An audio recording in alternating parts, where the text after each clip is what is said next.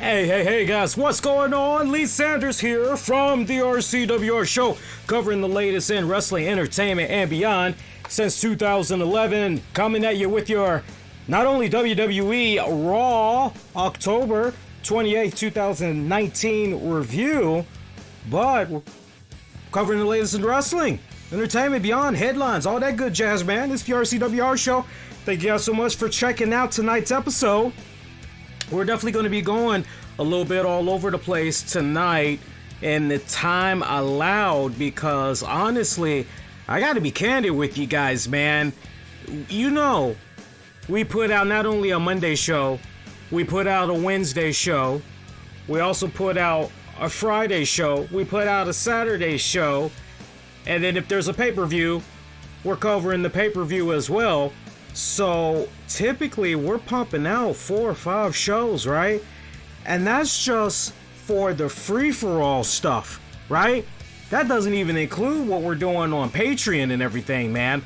So I say that because I think for maybe this week only, I kind of want to keep the show a little short. I kind of maybe want to keep it at about, if I tell you what, if I can do maybe up to 90 minutes, I'm fine with that. I'm not going to do any bonus content on the downloads or anything like that. But if we can do 90 minutes or it's less than that, I'm fine with that because there's a boatload of other stuff that we could definitely get into on the Wednesday show. We don't need to fire off our whole load on a Monday night when we got to come right back around, right? I mean, it makes a lot of sense. So I want to hear from you guys on a couple of the topics we're going to be going over tonight. And yes, well aware of the stuff that went down with Jordan Myles. I definitely want to sound off about that. I've said a little something on social media, but I've tried not to put too much out there because, one, there's only but so many characters you have on Twitter. I'm not interested in writing a goddamn editorial piece on Facebook and all the other outlets. For me, the best outlet to really kick back and speak my mind on this whole thing is right here on the show, right? So we're definitely going to dive into that in just a hot minute. But, yo, let's talk about this Monday Night Raw that we got tonight, man.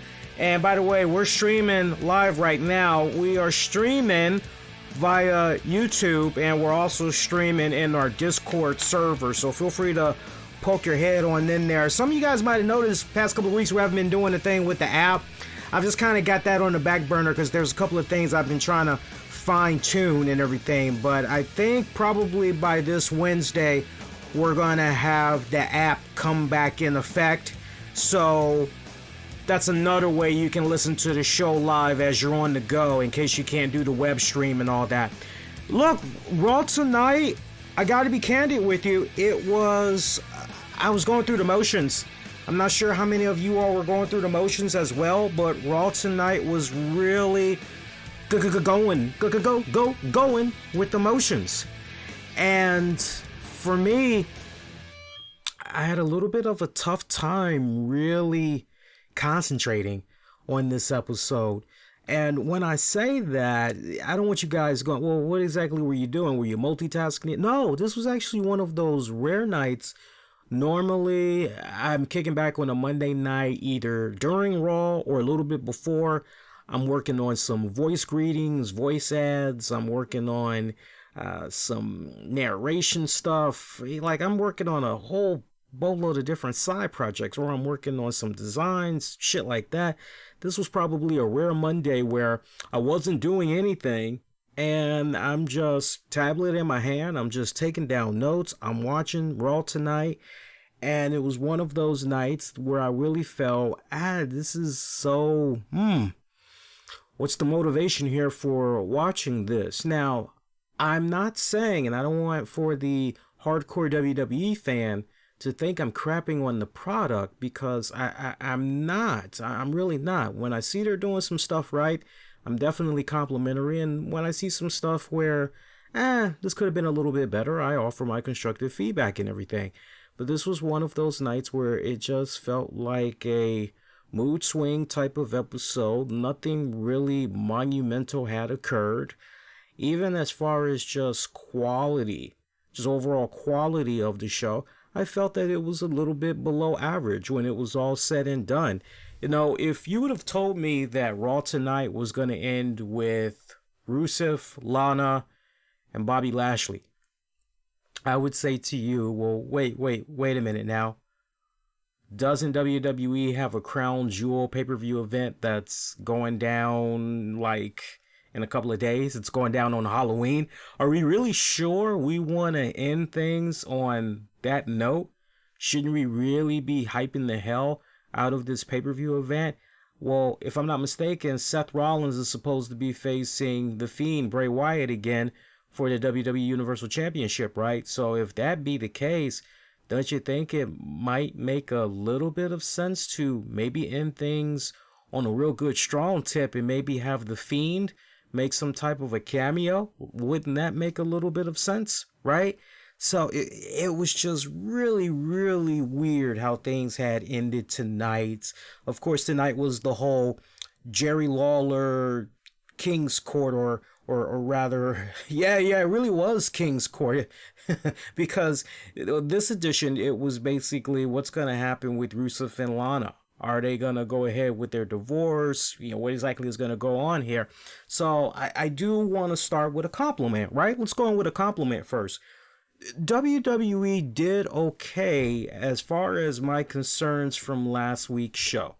My concerns from last week, you remember what I had said, and just to kind of recap, not going all over the place, right, because I don't want to be long-winded with it, but I basically had said, you gotta, realistically with the storyline, you gotta have Rusev want to get that face-to-face with Lana and everything, try to figure out where were there problems in their marriage, where did he go wrong, where did he fail her, and try to see if there was any type of way that the two of them could get back to good or whatnot, right?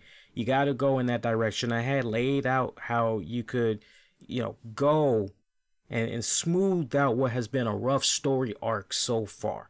And this isn't about trying to be a director, because I see that Big Show had took some shots at fans through a TMZ interview when and I don't think it was a legit intentional shot at fans. I legitimately think he was just speaking his piece, and he legit felt as though there were fans that just felt maybe came off as though they were trying to be inspiring directors for Monday Night Raw or all of these other shows, because this whole thing was just sit back and watch the show, don't direct.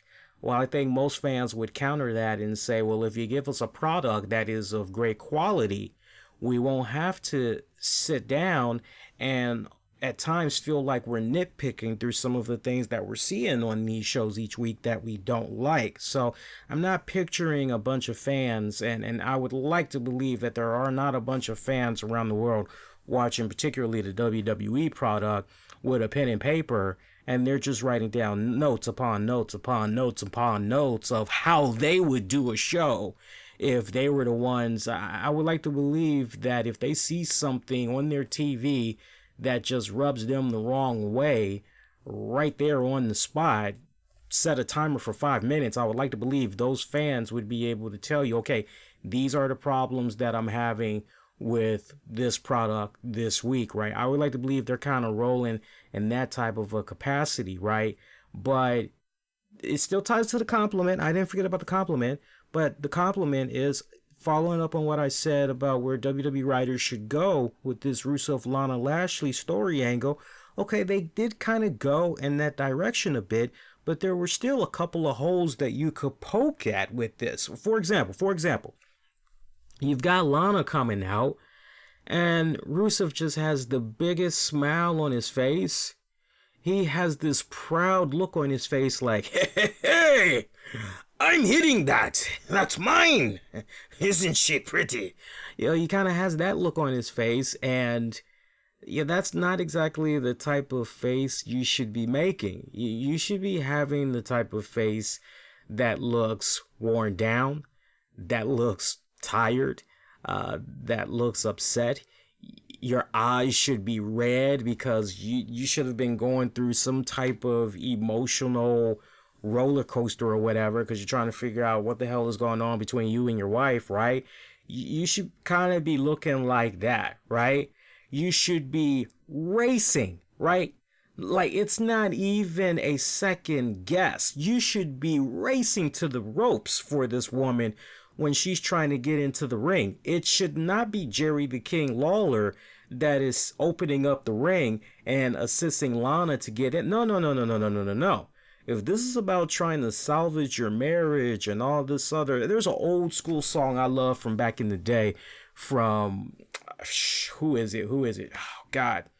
I'm trying to think of, The Temptations. The Temptations. Treat Her Like a Lady. I love the lyrics to that song, right? So you should be playing one of those numbers right now if you're Rusev, and, going to the ropes, opening it up, gesturing her to come on in there, being very complimentary. Oh, you look so nice tonight. You look very lovely. I say, babe, you look wonderful tonight. You should be going in all of those directions and everything, but I didn't see any of that from Rusev, right? Make me a believer. I'm going in with another song reference there tonight. I don't know what's going on, but I got these old school song references. But Make Me a Believer, to quote a Luther Vandross song. Look that up. It's great R&B classic. So for me, I had a little bit of issues with that. And then whatever seriousness was going into this went in a 180 in a very comical direction, where you have Lana, and again, I'll be complimentary. I can recognize good with some of the bad I saw tonight, particularly from this segment. The good from Lana, now that she is officially done with that Russian accent and everything, she really, really, from what she was doing years prior, before she went on a little bit of a hiatus this go round, coming back now, she has really gotten better on the microphone. I really, really appreciated and loved how she handled herself on the microphone tonight. It's the way she carried herself in her promos tonight that made, I would say, not just me, but I'm sure every fan of the WWE product years prior, oh man, that Lana chick, wow, right? But it was what we were seeing of her from that type of standpoint, not in a standpoint of, oh, she'd be a great wrestler. I would, and that's not a knock to her in any type of capacity, but as far as what she was doing on the mic, that's what we fell in love with first. We never did entertain the idea of Lana a wrestler, to the point when we finally did hear about Lana possibly being a wrestler. Well, if she can string it all together, yeah, sure, what the hell, why not? And not her fault. She did everything she could to the best of her ability. But I think that in a realistic world, outside of the WWE, no longer being fully committed to the WWE in any type of matter, I would like to believe Lana would probably say, yeah, you know what, did it come at me way too soon? What they were trying to do with me, having me get in the ring and everything?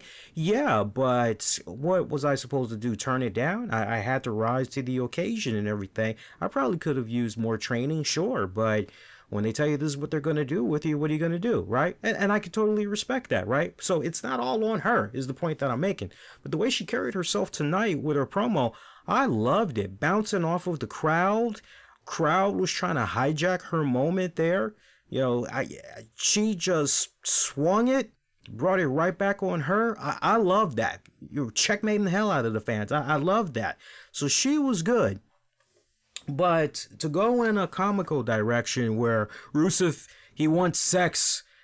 He wants sex in the morning. He wants sex in the evening. He wants sex in the afternoon. He wants sex late at night. He wants sex outside. He wants sex at nighttime. He wants sex at the park. He wants sex anywhere out in public. He wants sex at WrestleMania. It's like, well, okay, so we're going Hot Pockets, right? Or or we're going pizza bagels, right? Pizza bites, right? Pizza on the bagel, right? Pizza in the morning, pizza summertime when pizza's on the bagel. You can have pizza anytime, however the fuck that little jingle goes. So I was like, okay, so Lana's whole deal was she did not like that the way Rusev was treating her was basically a hot piece of ass. Okay, all right, cool.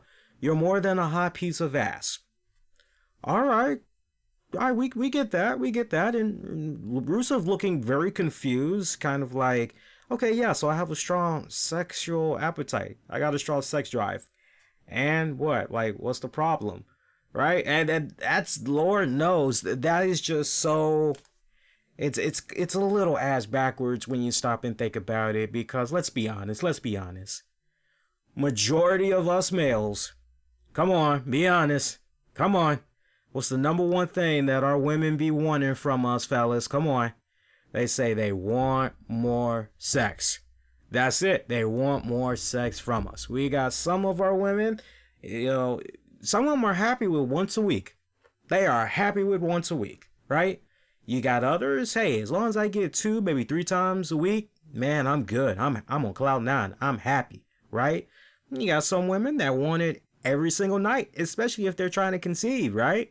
So it just varies, but that is definitely, when you break down that ratio as far as on that priority list there, and if everything is still clicking, banging, and working, right? I said banging. Blue Chew for your dick!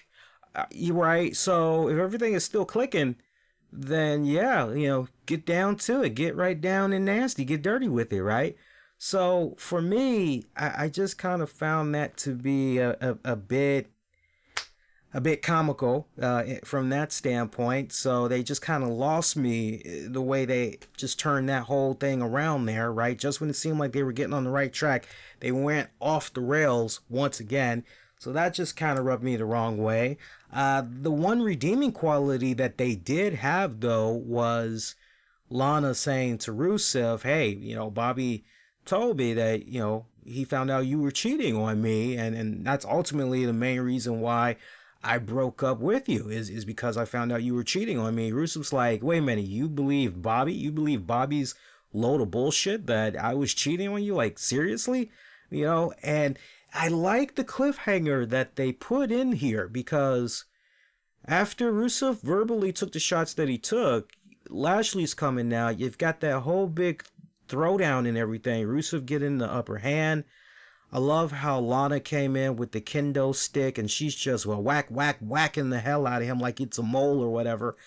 And I like Rusev just turning around. Why are you doing this? Like, seriously, what is the problem? Like, what have I done to you to cause this much grief from you? Like, why are you doing me like this? And for everything to just wrap up the way that it did with them ganging up on Rusev. Yeah, just when you thought that it was going to end with Rusev taking that ring and saying to Lana, hey, is this what you want? This is what you want? You want it to be over? Putting that ring down Lashley's throat. So that kind of follows up on what I was talking about last week and what was possibly going to be the end of the feud. No, instead, Lana comes in with the kendo stick. Nice distraction. Everything gets laid out the way that it got laid out with them ganging up on Rusev. Now you've got Rusev in this position where he's trying to now get the big payback and everything, right? So, I kind of like how they redeemed themselves a little bit and everything. I like that when Lashley came out, Rusev, rather than wait for this guy to get in the ring, Rusev charges after this guy. And that's the way that you should be acting, because realistically, you find out that your significant other is cheating on you with somebody else, you are going to jump out there, and the first opportunity that you get, you're going to charge at the SOB that is sleeping around with your woman, right? So the way that they had laid that out towards the end, you see what I'm saying, as far as there were some redeeming qualities to that end segment, but they were off the rails a little bit in some areas, right? So they're trying. I give them the C rating for effort. I do, but it really feels like at this point they really gotta try to break away from this as best as they can while the iron is still hot. I mean, yeah, you still got fans that are a bit interested in this, and whether some people realize this or not, in 2019, you've still got shows like Steve Wilkos. You still have Jerry Springer, and this Judge Jerry show, mind you. Yeah, he now has a 30-minute show called Judge Jerry. Look that up when you get a chance. Pretty hilarious. You still got Maury running around, right? So in this day and age where you still got stuff like that and you still got a few soap operas running around, yeah, there is still that audience that like that sensationalist, tabloid, juicy type of stories, type of drama, right? So, yeah, I mean, it really felt like Paul Heyman's fingerprints has just been all over this, but strike while the iron is hot and then move on to something else. But can I just say once again, Lana and Lashley, particularly Lashley looks like he is having the time of his fucking life right now. I'm telling you straight up, he really does come off like he's having the time of his life. It's the most comfortable I have seen him in, and I just can't help but wonder, all this time, why did it take a beautiful looking woman like Lana to finally make him really come to be at ease and really be so loose? And now he's oozing a little bit of charisma there. And it's like, wow, all these years. And, it wasn't Lio Rush, right? No, it really wasn't even McMahonism, right? Now, that's the one joint that many people that go as far back on Lashley in his career, McMahonism. That's one of the first things they'll point out. It's like, no, so it wasn't McMahonism. It wasn't Lio Rush.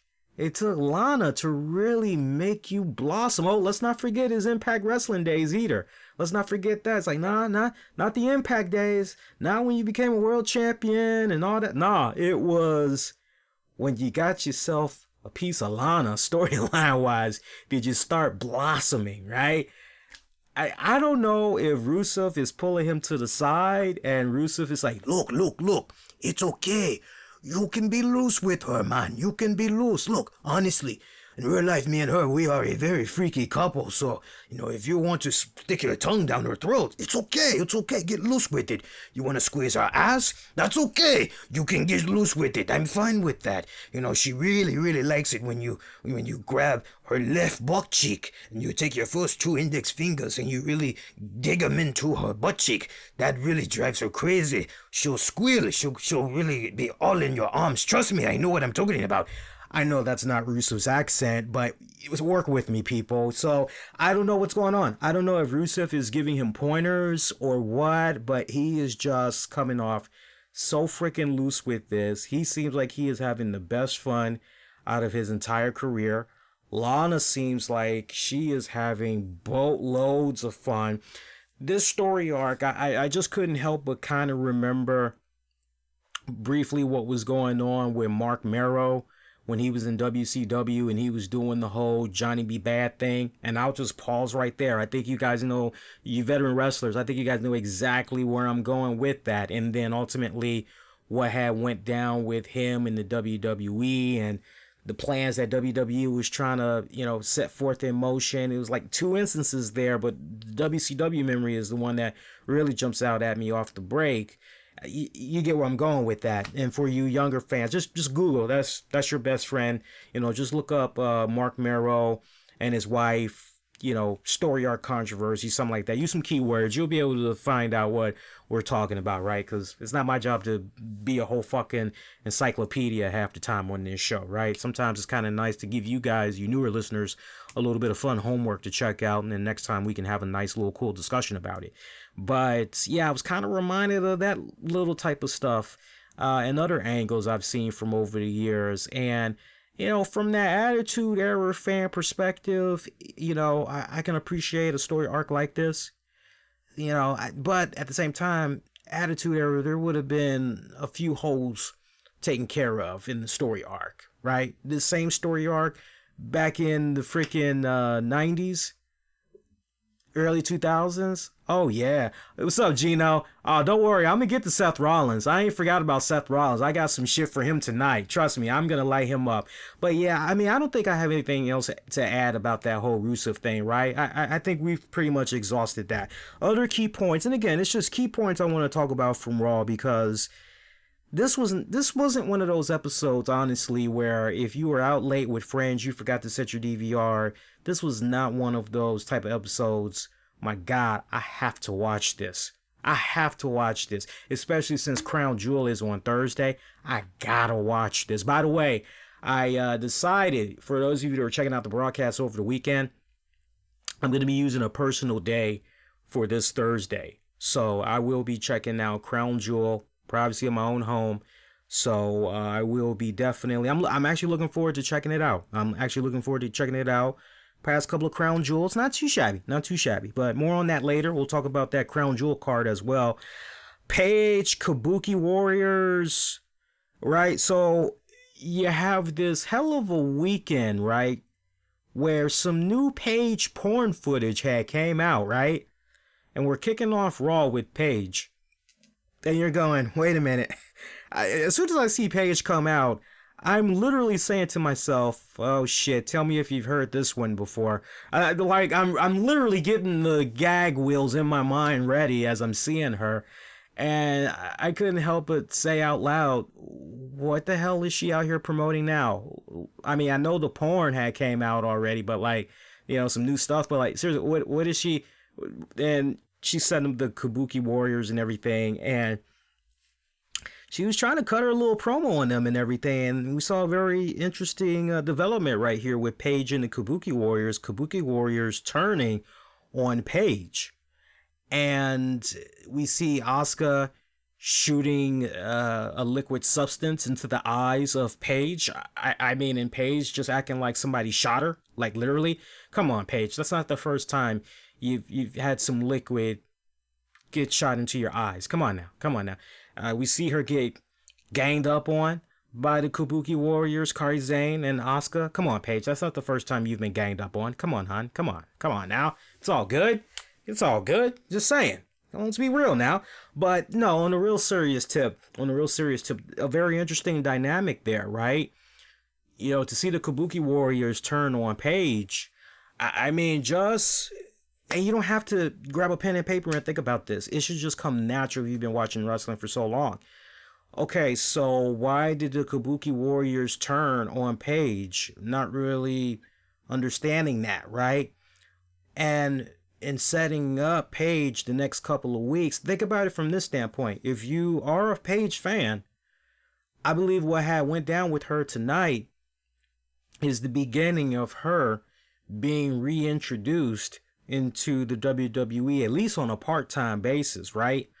So, which isn't a bad thing. So now you've got a nice, interesting, and new element in Paige where the Kabuki Warriors turned on her. Paige, the babyface, I don't understand why the Kabuki Warriors did what they did to me. It was because of my suggestion and everything that I did, my ideas, my creativity, my input that I put into this tag team that ultimately got them to these women tag titles. I don't understand why they would do what they did to me. And easily you can have the Kabuki Warriors just kind of go with the whole, they're just jaded, right? But then you could also say, well, hey, honey, not for nothing, but you've been gone how many months now? You pretty much had left us high and dry when we needed you the most for your own selfish needs. You didn't care about us. It was you that was the priority. We trusted you. We relied on you for everything. We came to you, or rather you came to us. And you were trying to tell us about opportunities and everything, and we tried to work with you. And then when it counted the most, you bailed on us, right? And so when you really stop and think about it, how many of you guys out there are Humphrey Bogart fans? There's one of my favorite all-time movies, and I actually have it on the DVR right now on demand. I've been meaning to buy the DVD version of it so I can actually save on space here. But one of my favorite Humphrey Bogart movies of all time, I'm actually pulling it up right now for you guys here. Bear with me a second. The Harder They Fall from 1956. If you've never seen that movie and you want a really good movie to check out, check that out. And the synopsis for it, basically, Humphrey Bogart, he plays this former newspaper guy. He was a sports writer. He spent all these years writing great sports columns. He was like the go-to guy. He was like basically the Roger Ebert for movies, but in this case for all things sports. And the one thing that Bogart's character knew well was boxing. He knew a winner when he see it. What his editorials did back in the day, it could make or break a guy's boxing career, right? And so after all these years of working for this one particular newspaper company, they pretty much showed him the door or whatever, and he really didn't have that much to show for, right? Not one dime in his pocket, nothing.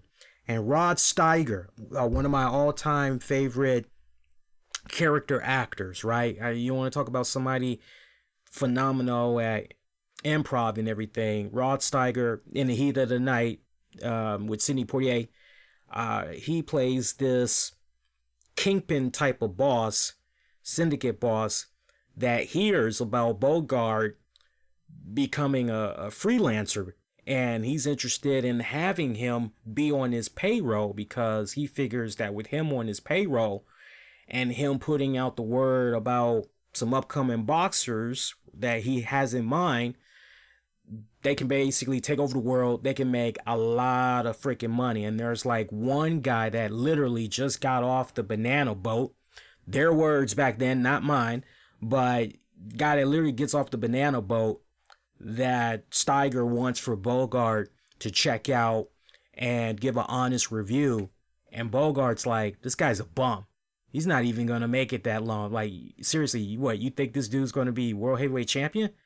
I've seen better dudes than this one. No, he ain't happening. But Steiger just keeps, look, man, I need you on this one. The community, they'll listen to you. They'll listen to you, and when we promote this guy in the area, man, we're going to be able to draw at the gates. I need you on this one. Please, I need you to come in.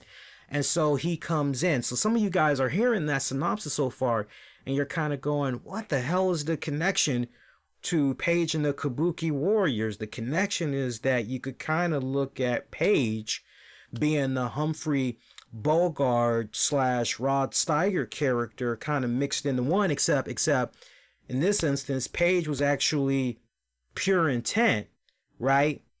And the Kabuki Warriors are that fighter in the movie that just got off the banana boat, right? Looking to particular people for guidance and all that. So that's where the connection reference is right there.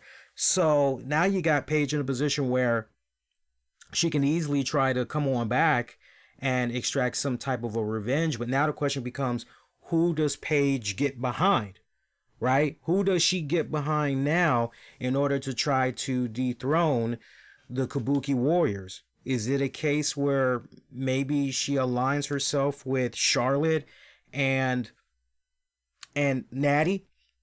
And I say Charlotte and Natty because we saw them in a tag match tonight. They had took on and defeated, if I'm not mistaken, the returning Billy Kay and Peyton Royce. You know, they looked pretty good, you know. They did okay. They did okay tonight. You know, as far as botches and all that, not that I was looking for them, but I legitimately was happy to see them. I said, hey, who's the curvy blonde-haired looking woman in the ring there? And it was Peyton Royce. When they got a close-up, I said, oh, all right, hey, they're back. Great. So is it possible that maybe Paige might align herself with Natty Charlotte? Or hell, is it possible that she may align herself with Billy Kay and Peyton Royce? That would be a very interesting combination right there, right? Like, could it maybe go in that direction? What direction are we going to go there? So, but at least now you got that story arc there where you've reintroduced Paige, and obviously her interactions with the Kabuki Warriors, it ain't over just yet, not by a damn long shot. We had a decent Falls Count Anywhere match between Seth Rollins and Rowan. I like how they dropped Eric. They're just, I guess that's probably a McMahon thing. God damn it, I don't really like the fact that we're calling him Eric, because, you know, Eric Rowan, you know, Eric, it just makes him sound like a wuss. Let's just drop Eric and just Rowan. Yeah, Rowan, there you go. And it's like, I guess that's why the Eric part was dropped. I don't know.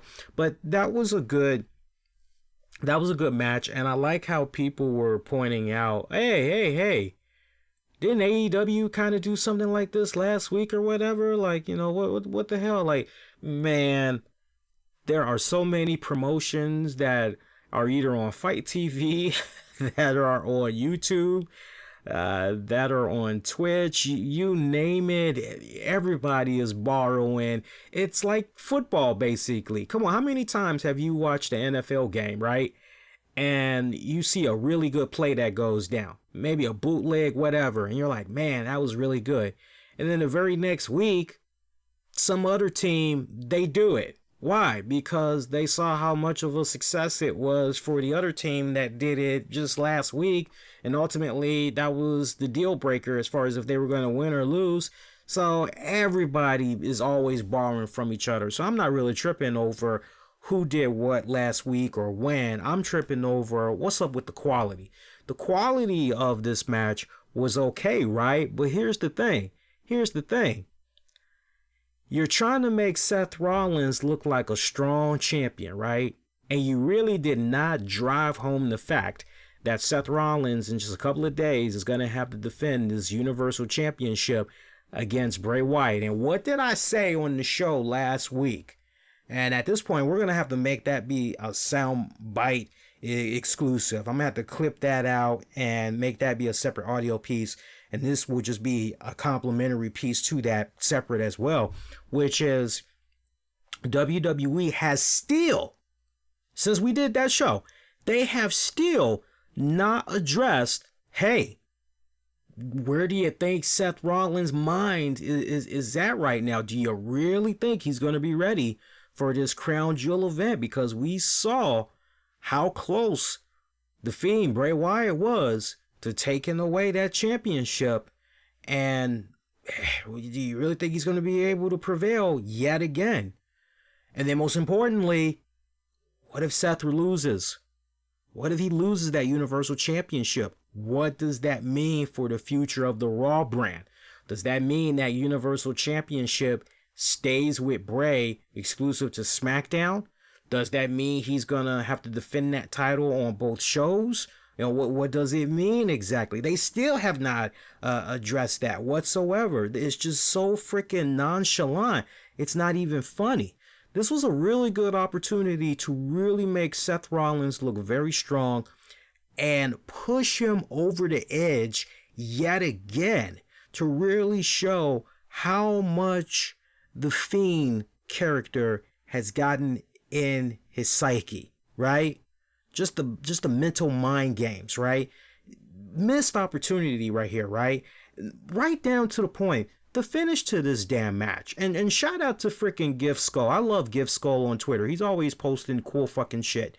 But he freaking nailed it perfectly. Because I was literally thinking this shit as I was watching it. If you would have told me that the Seth Rollins Eric Rowan match was going to end with Seth Rollins hitting Eric Rowan with a forklift, like just applying the forklift on him, I would say, wow, that sounds like some WWE 2K shit. Like, cool. But if you were to tell me that, hey, here's this guy, Seth Rollins, he's so freaking strong, right? He's supposed to be this strong ass freaking champion, and yet he doesn't know how to operate a forklift. I mean, you got to see this clip yourself. It's hilarious because he's screaming at the forklift operator, you know, to operate it and everything, you know, bring it down, bring it down, bring it down, bring it down, bring it down, bring it down. And I just, if I was the forklift driver, I would have just said, see ya. I would have hauled ass out of the forklift. I'd have been like, you do it, right? That's how I would have did that. But you just see Seth Rollins he's supposed to be this big, strong champion. He's supposed to be this fighting champion, and he's just kicked Rowan's ass all over the place, right?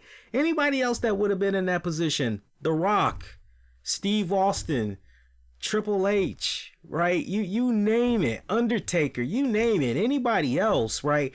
And what I don't understand, maybe I'm a stickler for detail. I don't know. Maybe I'm really starting to become old man Lee. I don't know, guys. You got to forgive me. But like, don't you think during pre-rehearsals, it would have made all the sense in the world to grab Seth Rollins? Hey, Seth, this is Mark. Mark is a certified, let's not call him Mark. That's still, we always go with Mark. Let's call him Steve. Actually, no, this is Bob, the Enzyme guy. This is Bob. This is Bob, Seth. Bob is a certified forklift driver. He's been a forklift driver for over 20 years. Hey there, Seth, how you doing? I'm doing pretty good. So you're a forklift driver, huh? Well, that's right. I'm very best in Minnesota. That's cool. Well, yeah, so Steve here is going to show you how to operate the forklift. You don't need to worry about reversing or going forward or going left and right. All we want to basically show you is how to operate the fork itself, how to bring it up, how to bring it down. Sounds fair enough? All right. Giggity, giggity, goo. I don't know why, but like now Seth Rollins just, I'm just picturing Quagmire. Giggity, giggity, giggity, giggity, goo. So I don't understand why during pre-rehearsals, because they always are doing pre-rehearsals anyway, why couldn't we have Seth Rollins spend about 45 minutes with Steve, the 20-year certified forklift veteran, up, down, up, down, up, down, up, down. Okay, Seth, now that you got the hang of it, now we're going to try something cool. All right, Seth, I'm going to put this big old piece of plywood up under the forklift, and I want you to put those 2 forks down on it. Can you do that? But do it in a way where you're not applying too much pressure. How will I know if I'm applying a lot of pressure? Well, simple. I'll tell you what I'll do. My wife had packed me some lunch, and I've got a peanut butter sandwich here, right? I'm going to put this peanut butter sandwich down right up on top of the plywood here. And as you're bringing that fork down, I want for you to just barely touch the bread. Can you do that? I'll try. And like, I don't understand why we couldn't practice that, right? So that was just, for me, it just made him look kind of weak as a champion. And furthermore, you really didn't string everything together as far as that eventual matchup at Crown Jewel for the championship. So it really feels like it's going to be a foregone conclusion that Rollins retains. But the fact that they at least did not really juice it up a bit, you feel where I'm coming from. Other than that, let's see what else we got here. Humberto Carrillo, he had a good singles match against AJ. I thought that was pretty good. WWE, that is, kind of backtracked a little bit on him this week because everybody was talking about the cool gear that he was in. I really don't think, in retrospect, people were ridiculing him. I think it was just real. Hey, who is this guy? Who's that Power Ranger looking dude? Oh man, what's going? I know deep down there, man, that's a cool costume, and Halloween's right around the corner too. But no, this week we see him again, and you kind of had to do a double take because you're going, hey, who is that guy? Looked like a fucking created wrestler from the freaking My Career mode for WWE 2K. You're like, who is this guy interacting with AJ Styles? I was waiting for that weak ass subtitle to pop up on the screen and basically, what do you say to AJ Styles? You want to fight tonight? I'm your man. Please, AJ, leave me alone, right? Or ... Like, I was waiting for that to pop up at the bottom of the screen there as they were interacting with him and everything. But no, we didn't get that. So I missed the gear. What a difference the gear makes on the man as far as, hey, who is that? Versus, who the hell is that? You feel where I'm coming from? But good matchup that he had with AJ Styles. I really like that as far as Humberto is concerned. I really like that out of the gate. They've been having him these past couple of weeks working with some younger cats on the roster. I'm sorry, working with some veteran cats on the roster, elevating him more and everything. So that's some pretty good, solid stuff right there. Also, Rena Gonzalez, she had wrestled tonight. For those of you that are veteran NXT fans, see, I remember her. I let it be no secret. I don't watch NXT. Well, in the past, I did not watch NXT religiously like that. Normally, when it would come to their takeover events, I would binge on the last 4 to 8 episodes of NXT to get myself caught up, know what's going on with the rivalries. Then I'm ready to go into the takeover events. But now that it's going head to head with AEW, now I'm more caught up to speed. But Rena Gonzalez, I remember her for the simple fact she was in the 2017 Mae Young Classic, and she got eliminated in the first round. Matter of fact, she got eliminated by, I think it was Nicole Savoy. that she got eliminated from. But then shortly after that, she was popping up sporadically on the NXT roster. I'm bringing her name up because she actually had wrestled under a different name tonight and under a mask. She had wrestled as Carolina. But when you look at the text in the graphic, it looked as though it was Carolina. No, they were just making up a fancy name to go about saying her name and everything. You read it, it looks like, I know you guys like Utz potato chips. Anybody familiar with the Utz Carolina barbecue chips? I mean, those are good, man. And, you know, you looked at it and you're kind of like, it's like one of those numbers. So you're kind of like, okay, so GIF, GIF, okay, are you saying GIF or GIF? Like which one is it? Yeah, she wrestled under a mask. I knew I kind of recognized her, but like, who is that? Like, she looks familiar. Shape looks familiar. The face, the eyes, everything kind of looked familiar. And then somebody was like, "Oh no, that's Rena Gonzalez." Like, yes, exactly. So yeah, she was at the side of Sin Cara to try to balance things out, as Sin Cara had faced Andrade. You know, Zelina Vega's always at ringside. Still no avail. Even though Sin Cara went out, got him some female assistance, still wasn't enough. Andrade getting the W. So now you got this new element where, okay, so now what?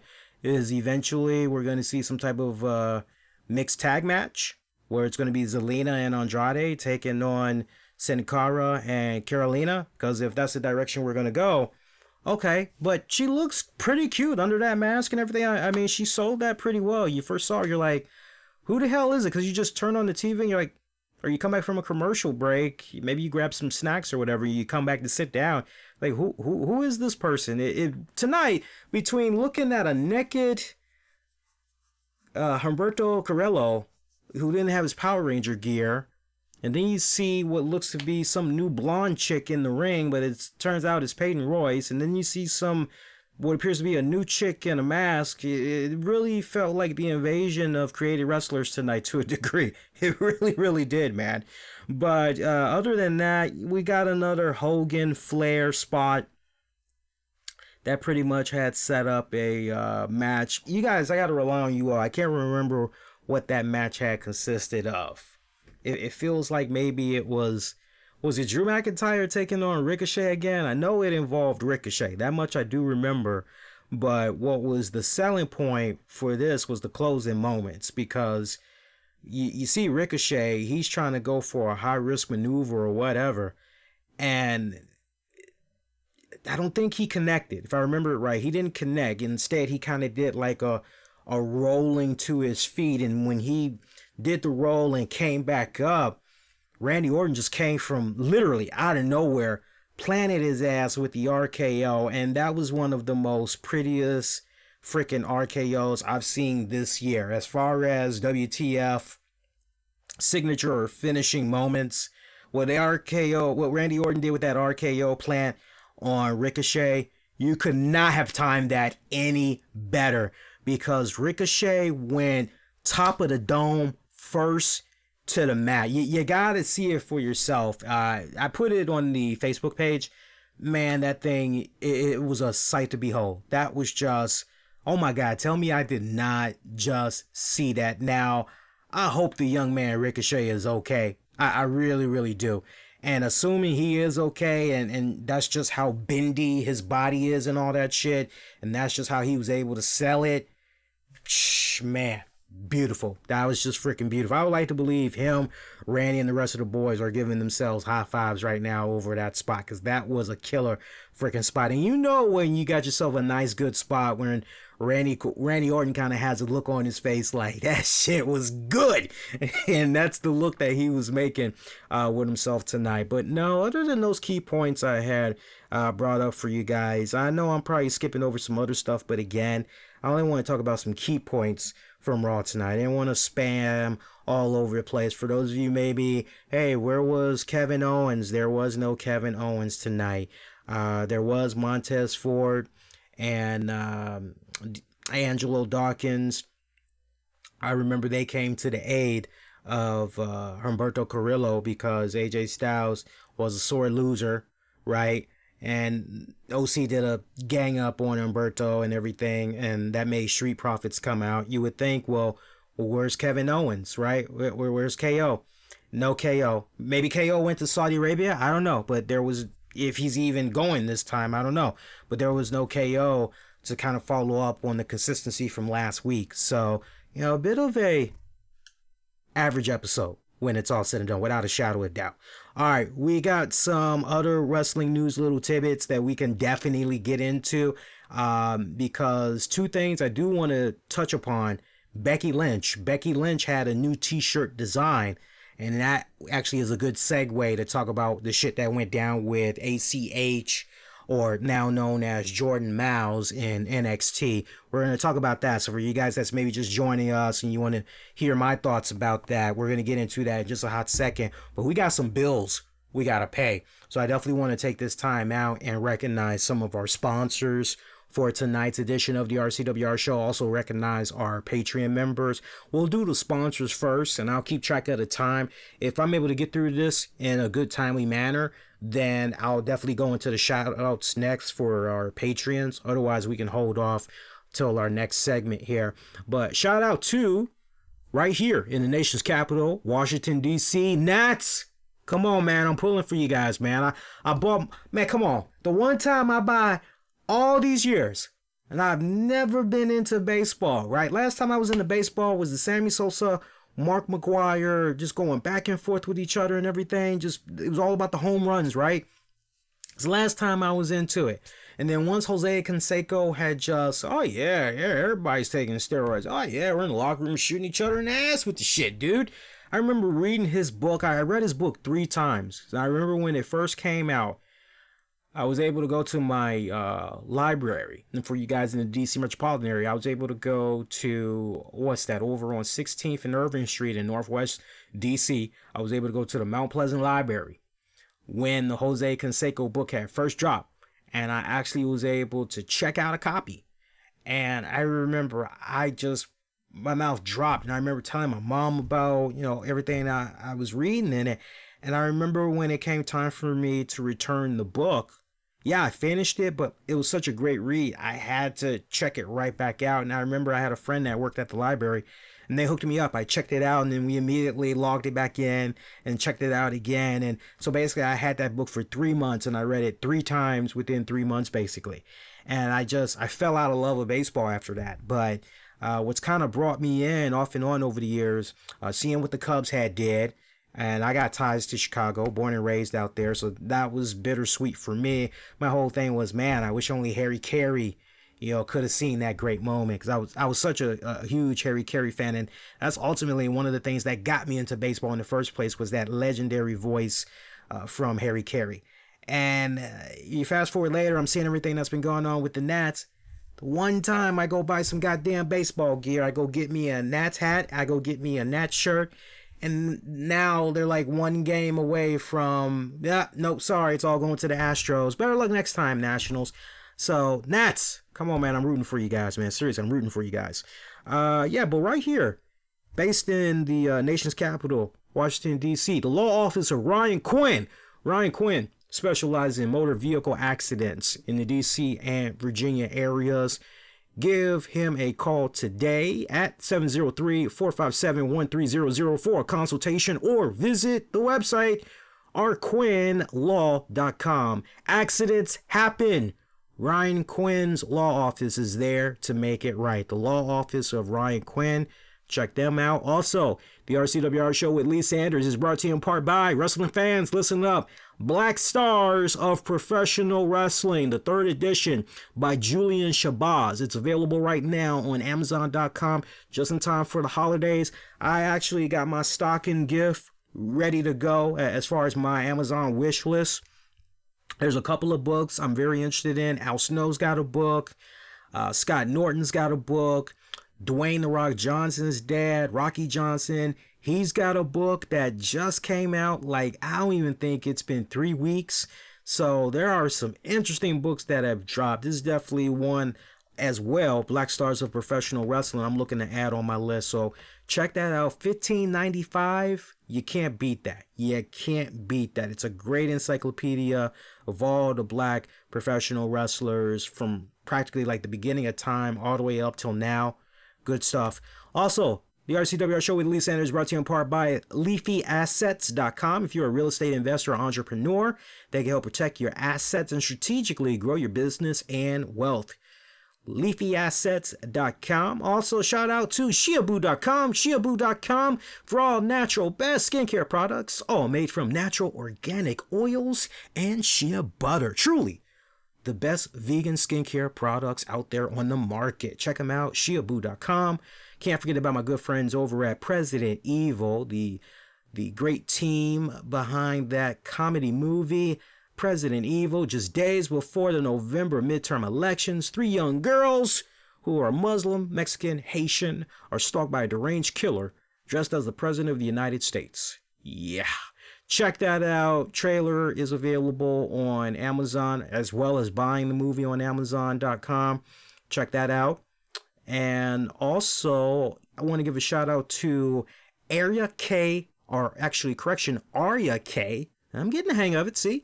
Arya K Designs. If you need a graphic designer for your logos, podcast artwork, business cards, books, and more, these guys can help you out. Head over to aryakdesign.com.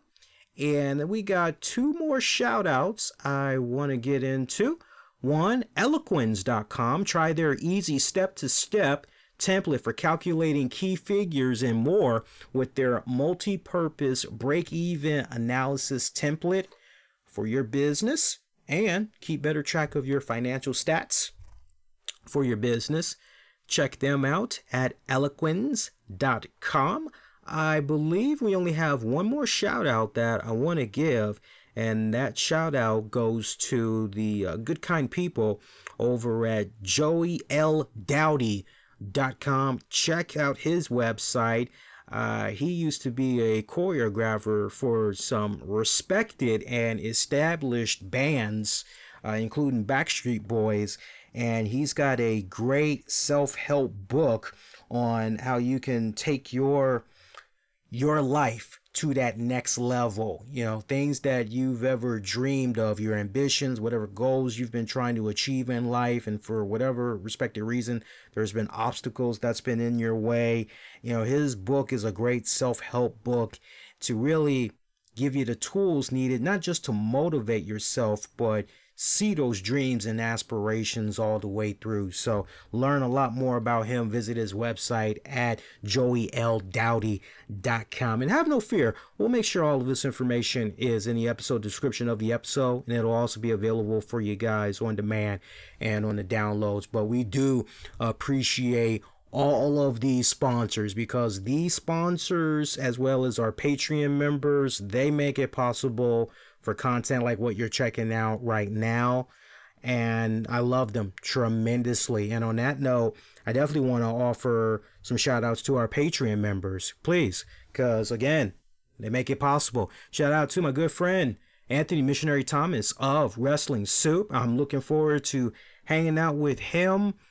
Julian from the Wrestling Court. We're still trying to figure out who else is going to be part of that whole thing, but I'm going to be returning to Chicago next year. I'm going to be at the C2E2 Expo as part of the press. I'll be covering the event, but there's some other things that's brewing.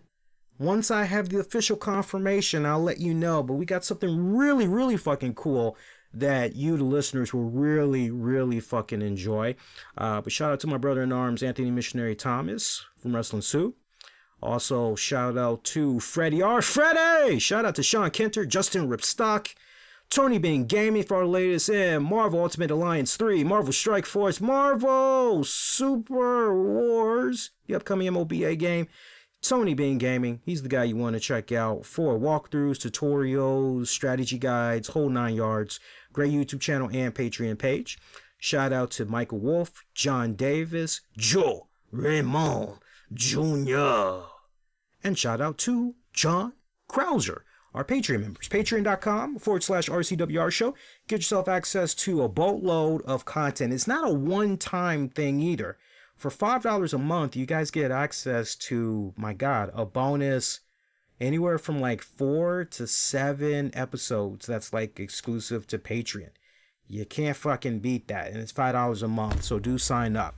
So Becky Lynch tonight, she had unveiled a new t-shirt. And if you're following me on Twitter, I had sounded off about this shirt. And it was an interesting shirt. I kind of had to look at it twice and raise a little bit of an eyebrow a little bit. And then just kind of go, well, you know what? The timing of this shirt is a bit off. But, you know, I personally wish that the shirt would have been held off until next week. Just because of all the shit that went down with Jordan Myles, which we're going to talk about in a hot second. But in case you didn't watch Raw tonight, or maybe you missed that shirt from Becky Lynch, because she came out pretty early. Matter of fact, she had a match against one of the Kabuki Warriors. I believe it was against Kairi Sane. The t-shirt, it's a black t-shirt with the most basic design that you will ever come across. And if somebody could do me a favor and maybe post the link in the YouTube chat for others to check out, that'd be great. But the t-shirt, because all I have is the picture, and I don't have a link that I can give just yet. So if anybody wants to do that, I appreciate it. But the front of the shirt says, "I don't care about your stupid feelings." And the back of it, small little font in the upper back neck area, has, "I am the man." Okay, so that's Becky Lynch's new shirt. You know, for me, it's just...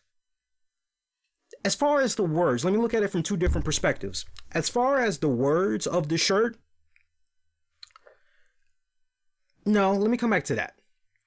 Let's talk about the style of the shirt. The style of the shirt is very basic. This is a design of which anybody, you, me, maybe your 7-year-old nephew can do this with ease, okay?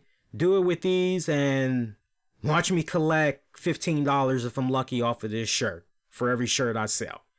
Only we're going to have people that are going to flock to the WWE.com site because they want to represent the man or they want to represent their favorite wrestler, right? Hey, some of us, we may not quite understand that. We may think this design is quite stupid. Let's be honest. There are some of us that look at this shirt design, and I was very nice with my words. I said, as a matter of fact, let me pull up the exact tweet. I can tell you the exact tweet. Because somebody had replied to the tweet, and I said to them straight, I said, well, God bless you, you know. God bless you if that's your cup of tea, you know. But yeah, what I had said exactly was unimaginative, not creative, not worth $30, and with the timing of what all went down over the weekend, not smart to promote this. Now, I should stress, not smart to promote this week, just this week. You want to do it next week? That's fine. Let the shit die down. But this week, no. I went on to say, Lord have mercy, WWE, you all should really have pro wrestling tees start designing your stuff. Seriously. And shout out to Super Wrestle Girl. You know, she jumped out there and look, if there's one thing I love about some of these people on Twitter, I love that now more and more people that, hey, I got a different opinion than you. I like the fact that some of these people, like, you can look at their avatar and it's them. There's no cartoon or no knock to some of you guys. No knock to some of you guys. Some of you guys, you're doing it right. But yeah, I think even y'all would have to admit there's a lot of bad apples out there that likes to hide behind avatars and everything or no avatars at all. So, and I kind of have that new rule, which is unless I'm really familiar with you like that, I'm not really going to be acknowledging you like that. You know, that's just how I kind of roll. But I got to give it up for Super Wrestle Girl. She was like, I kind of want that shirt. And I told her in a very nice, polite manner, I said, then God bless you. And whatever floats your boat. That's what makes this country so beautiful. Be yourself and express yourself any way you want. But I think for most people that look at this design is very generic, very basic. Now, as far as the text itself, the meaning behind it, I don't care about your stupid feelings. I mean, that comes off like something Becky Lynch would say and everything, but I mean, what more can I say about, the slogan? Like, I don't have a problem with the slogan. I just have a problem with everything that had went down over the weekend and the timing of this shirt. That's really it, right? But it is what it is. I don't really think there's going to be that many people that's going to be nitpicking at this Becky Lynch t-shirt design. And yes, is the timing wrong? It is. It is. But it's not the end of the world, people. Seriously, it's not the end of the world. I see there were a lot of people that were losing their shits over this. And I mean, I feel where you guys are coming from to a certain degree. But this isn't something where you just... it's not... Stop. Now, this shit that's going on with ACH, Jordan Myles. Oh, Trez. Hey, Trez. What's going on with you, buddy? Trez said, oh, yes, that makes a lot of sense. That makes a lot of sense. I'd buy it for $20 solely to make a statement to others that are non-wrestling related. I gotta admit, Trez, and shout out to you, buddy. Hope you've been okay. I gotta catch up with you and find out what's been going on with you. I like the meaning of the shirt. Cause this right up my alley. If you ask me straight up, Lee, those words on that shirt, is it up your alley? Oh, fuck yeah. Anybody that has seen me on these shows, I stay rocking all different types of shirts with slogans on them, little catchphrases and shit. My favorite shirt that I love wearing, you'll see me once in a while push it if it's warm and everything and I can get away with the short sleeves. There's a blue shirt, a very light blue shirt that I like to wear, and it's got white text on the front and it says "Stand back, I'm allergic to stupidity."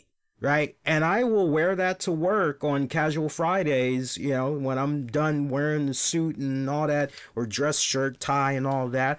I'll wear that, or, whatever, jeans, whatever. But I usually like walking in, usually casual Fridays, I like walking in with Metallica, some AC/DC, some Stone Temple Pilots. I'll usually walk in with some type of a rock reference, type of shirt or whatever. But once in a while, I'll bust out some type of a silly little slogan or whatever. So this shirt is right up my alley. Would I pay $30 for it? Hell no. I don't think it's worth $30 because Trez, me, you guys out there, a 7-year-old kid, anybody would be able to just do the same goddamn thing, go online and look up a font-free generator or whatever, and boom, you got yourself a shirt and $15, okay? So now, ACH, aka Jordan Myles.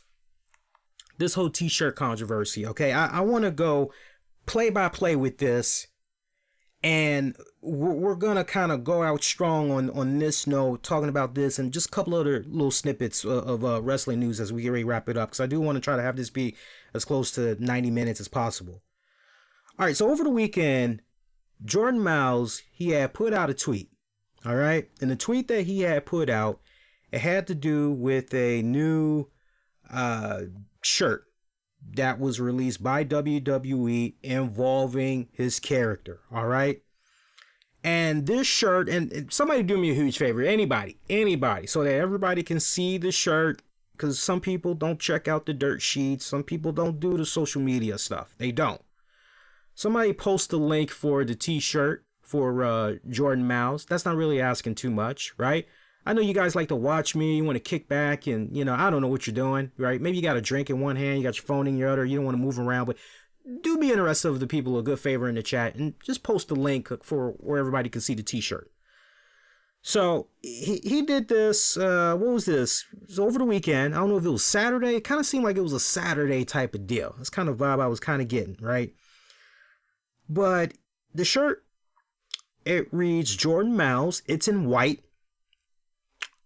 The text is in white, and surrounding it is this red shape, right? And it's on a black t-shirt. So you're looking at this t-shirt, and off the break, I mean, honestly, you're going, well, that's a crappy design. That's pretty basic. That's very simplistic, and I'm supposed to pay what? $30 for this shirt? I'll pass. I like that dude. He's a good wrestler, but yeah, his shirts on Pro Wrestling Tees, now that is perfecto. Well, it didn't end right there. This shirt went to a whole new other level by Jordan Myles, who is on Twitter at GoGoMyles. He said, and I quote while showing an image of this shirt, he said, "I will keep posting till my voice is heard. I'm not sorry for anything I say or do. Representation is important. If this is Vince McMahon and Triple H's vision of me, then this is a slap in the face to every African American performer, fan, and supporter." So you're like, whoa, what the hell? And then when you kind of really take a step back, what first appeared to be a shirt that, okay, boring ass text on a black shirt, whoopee. So now the underlining that Jordan Myles is highlighting is essentially this shirt is racism. This shirt is very discriminating. Wow, you ain't know any better. This was a blackface shirt, if you will. So you're kind of, wait, what? All that from a shirt? What the hell? But this is how Jordan is feeling about this, right? Now, he would go on to say, because some people, they kind of called him out on this bullshit and everything. And WWE, they were pretty quick. Once they had got word that he was pretty upset about this design, they had quickly took it down and they had put up another design. So there was a hot period of time where if you try to look up that same shirt again, all you had hit was one of those 404 directs or 501 directs or whatever. But they had put up a different shirt. Okay, this go round. Still a black t-shirt. Still the white text and the little red circle in the background and everything. But now the way the font style is of this shirt, it kind of has one of those classic 80s sitcom type of, I don't know, Saved by the Bell logo. Kind of has that type of vibe too. When you look at it, you'll see exactly what I'm talking about. And just think about all the logos you see in the 80s. That kind of, honestly, when I look at this logo, it's got me thinking all that. And then I'm thinking of a vinyl record, a vintage vinyl record for some reason, right? To each its own. But that did not appease Jordan Myles. He still felt, no, we're still in this whole discriminating, this whole blackface realm. No, right? So this opened up a lot of discussion throughout social media and everything. And at one point, you got people saying, hey, Jordan, don't you think you should kind of keep this in-house? What the hell are you doing, dude? Why are you broadcasting this all out there on social media? What the hell? WWE, they released their own statement trying to do damage control and trying to call Jordan out on his bullshit, basically saying, hey, he approved this design. He approved this same design before it was even released. All of our performers are right there with us. And it's a collaboration effort. So he signed off on this before it was released. So WWE's whole perspective, we didn't do this blindly. We didn't do this behind his back. Jordan Myles, well, no. Let me tell you something. Yeah, I might have agreed to the design, but what was agreed upon and what was executed was two different things. He went on to say, I never thought in my wildest dreams they were going to take this same logo and they were going to put it on a freaking black t-shirt. Now, let me pause right there. Let me pause right there. What I would say is just being devil's advocate, and I think any veteran fan that has bought t-shirts from their favorite wrestling store, online store, pro wrestling tees, whatever, you name it, right? WWE, you name it. What's the common color that most wrestling fans want to go with for whatever wrestler? Does it come in black? That's the main one. If it ain't black, they want it in white. If it ain't in white, they want it in red. Okay? Any one of those other colors, it's up for debate. But the main colors you're going to stay seeing, go to any wrestling event, The dominating colors is always black and white. Red is third place, but the first two I just said, red, black, black, red. Take it in that order specifically, black and red, okay? So what did he think was going to happen? If you showed this shirt to him on a hot pink t-shirt, well, we're just going to assume that that's it, right? I'm sorry, but one of the questions that I would have asked as that performer would have been, and I wouldn't even been thinking blackface or anything like that. I would have just been, so what color designs are we going to have this shirt in? Oh, well, yeah, for the fans, it's going to be available in black. It's going to be available in purple. It's going to be available in blah, blah, blah, blah, blah, blah, blah, blah, blah, blah, blah, blah. Now, anybody that is a veteran t-shirt wearer and has some type of knowledge of designing logos and all that other stuff, they're going to be like, well, wait a minute. So exactly how would this look on a hot pink shirt? Because you can't take every single logo and put it on whatever color shirt, because sometimes it's not going to be complementary. So like, let's say for instance, you take my RCWR Show logo. You could take the logo that's maybe on my microphone flag, but I'm thinking about my older logo that I like to use for my thumbnails. That little kind of diamond shaped logo. You guys know what I'm talking about. But let's just say for this instance, just look at the microphone flag. Let's say we take this logo and we want to put it on a black t-shirt. Well, just kind of looking at this mic flag, we kind of have a little bit of an idea how it will look on a black t-shirt. It would stand out, especially with the white outer linings and everything, right? Okay, cool. But let's say like we want to put that same logo on a violet type of t-shirt, right? Okay, that's not really gonna be helping out that logo. We're gonna have to kind of flip around some stuff and somehow figure out a way to make that logo stand out even broader and everything, right? Like between the performer and the marketing department / t-shirt design people, there should have been that discussion about, okay, well, if we put it in this color, then this is what's gonna happen. We put it in this color, this is what's probably going to happen. We could probably do this and make it be the same for all of the shirts, no matter the color, right? This is why, and see, this is what gives me an edge over the other people that are going to be talking about this, right? I've worked in marketing and marketing research for almost 10 years. I actually organize focus groups. I work with some of the top 500 companies in North America. Some of the clients that I work for Discovery Communications. I work for Bethesda, the gaming publishing company themselves. Sometimes we work for law firms.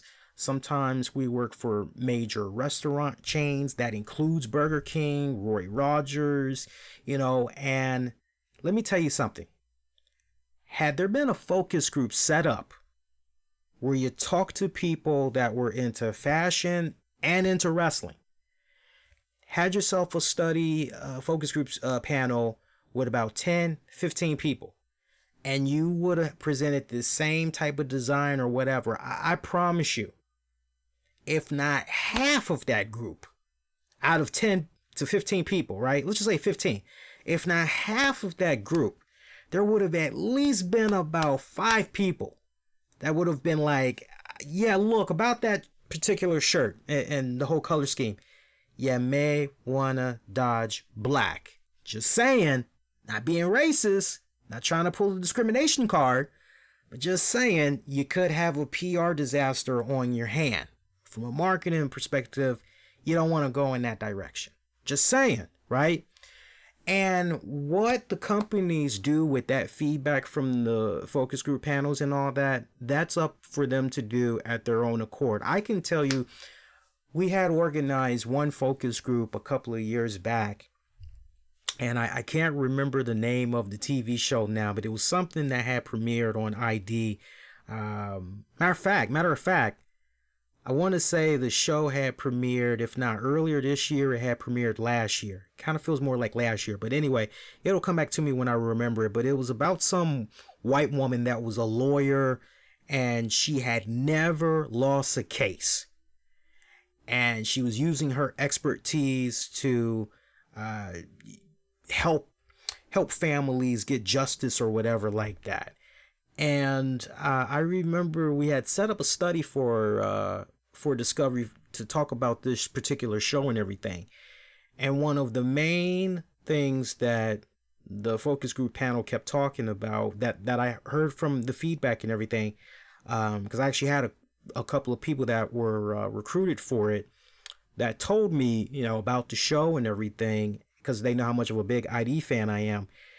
And they did not like the presenter, the host themselves, the lawyer chick. They did not like her. They felt that she was not a strong enough character to keep their attention for the whole hour. They felt as though she needed to be playing off of somebody, a co-host, something. They felt she was just too bland.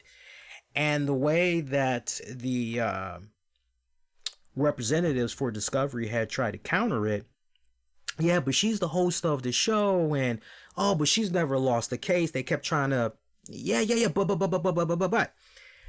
but you had a decent amount of people that were saying what they were saying. So here's an instance right here where the feedback that you get from your panel, your focus panel, is important, because you either utilize that information and try to make the necessary tweaks that you do, or man, fuck what they say. We got us a hit. We're gonna do what we got to do.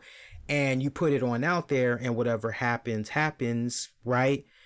So I promise you, if WWE would have done something along the lines of sitting down, going outside of their usual inner circle, and actually do some focus groups and figure out, hey, this is a shirt that we're thinking about. What do you guys think about the design? Okay, well, how about on a black shirt? How about on a red shirt? How about... If they would have taken those precautions, I honestly believe that something like this would not have happened, right? So WWE, they released the statement basically, hey, he was in on this.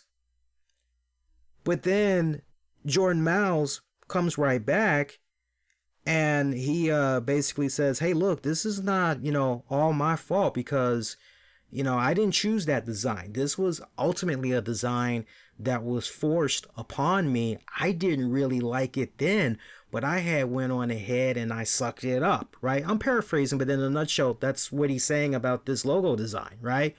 And he's like, if you don't believe me, hey, here's the email of the guy, Landon Baker.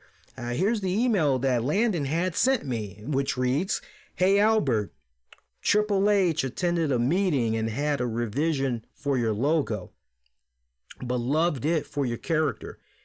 He wanted to the letter to be more teethy, and what I have attached is what he liked. Also have basic t-shirts on there that he approved as well. Road Dogg preferred the gray, but let us know what you think. Thanks, Baker.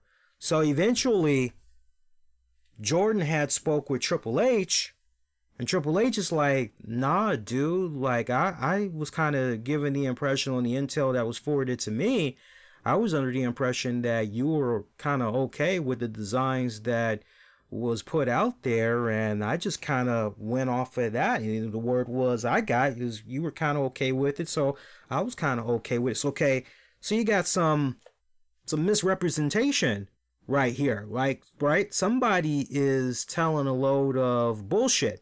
And I always try to tell people, when it comes to any type of business transaction, email, text, save your shit, because you never know when it's going to come in handy. Okay, so up to this point, Jordan sounds good, don't he? He does not sound in the wrong whatsoever. But here's where, when keeping it real goes wrong, to borrow a joint from the Chappelle Show. So then he follows it up. The whole WWE system is fraud. They created this system where you can't trust anyone. You grow cold and you grow apart from what you love the most. The fact that Hulk Hogan is still employed after giving the locker room an apology for being caught says enough. Hashtag for the culture. Also, he took shots in a now deleted post. He took shots to ROH and Jay Lethal, right? Read to you that shit that he had said right there. I got this loading up here. This is very fascinating. I gotta tell you, I was with this young man until he just started spewing out all this shit, and it's like, all right, dude, you're making it real hard now. So, you're making it real hard to come on over to your side, and I don't think at this point what was going on with the whole t-shirt, me being involved in marketing for so long, I sincerely believe with all of my heart it was not a racial thing. I don't believe it was a blackface thing or anything like that. I think it was just unintentional, stupid branding, stupid marketing. That's what I think it honestly was about. Nothing more, nothing less. Okay? Y'all can think what you want to think, but just kind of going based off what I've seen over the years and some of the clients I've interacted with, and knowing what I know by talking to certain people on the inside and getting an understanding how some companies like to operate, even when they get the intel about, well, this is what we got from our analytics, this is what folks are saying, so yeah, maybe we really shouldn't go in this direction. But people are going to do what they're going to do when it's all said and done. And as far as this other thing here, let me pull up Jordan Myles here, because now I don't know what's going on, but the link I'm looking at for Newsweek, it's not freaking loading up here. So maybe Sports Illustrated, Sports Illustrated is loading up better here. All right, so we got the statement here, and then where's the stuff about ROH? That's the part where I really want to home in on. Right, we got that. No, I want the stuff about Jay Lethal and ROH. That's the one I really want. Now, the one post he said, when I originally saw the design, I was uncomfortable. Rather than addressing the issue, I decided to counteroffer with another. Baker Landon lied to my face. He said Triple H wanted this design, so my hands were tied. I spoke to Triple H. He said, I spoke to Triple H in person, and his impression was I approved, of which he did not. So let me see if one more time, because I don't know what's going on with Newsweek, but that Newsweek link I'm trying to pull up, here we go. I got it now. All right, so now, where's the stuff about Jay Lethal? Hang on here. There we go. So in a now deleted tweet, what he said about Jay Lethal, fuck ROH 2. They only allowed one African American to be the top guy, while guys like Cedric Alexander, Malcolm Valley, and myself had to chase this visible carrot on a stick. Name another African American who has reached great heights there other than this Uncle Tom.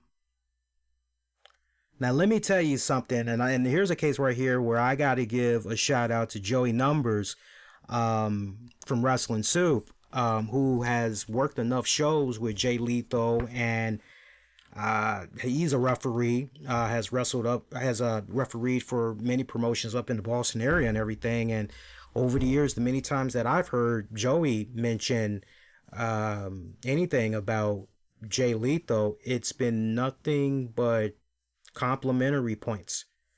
People that he's spoken to, it's been nothing but high praise. Now, to a degree, I can match Joey with that. I have some friends that are involved in the business. One of my friends recently retired from the business, and there's been stuff I've heard over the years as far as Jay Lethal goes. I've heard nothing but Jay Lethal, always a professional.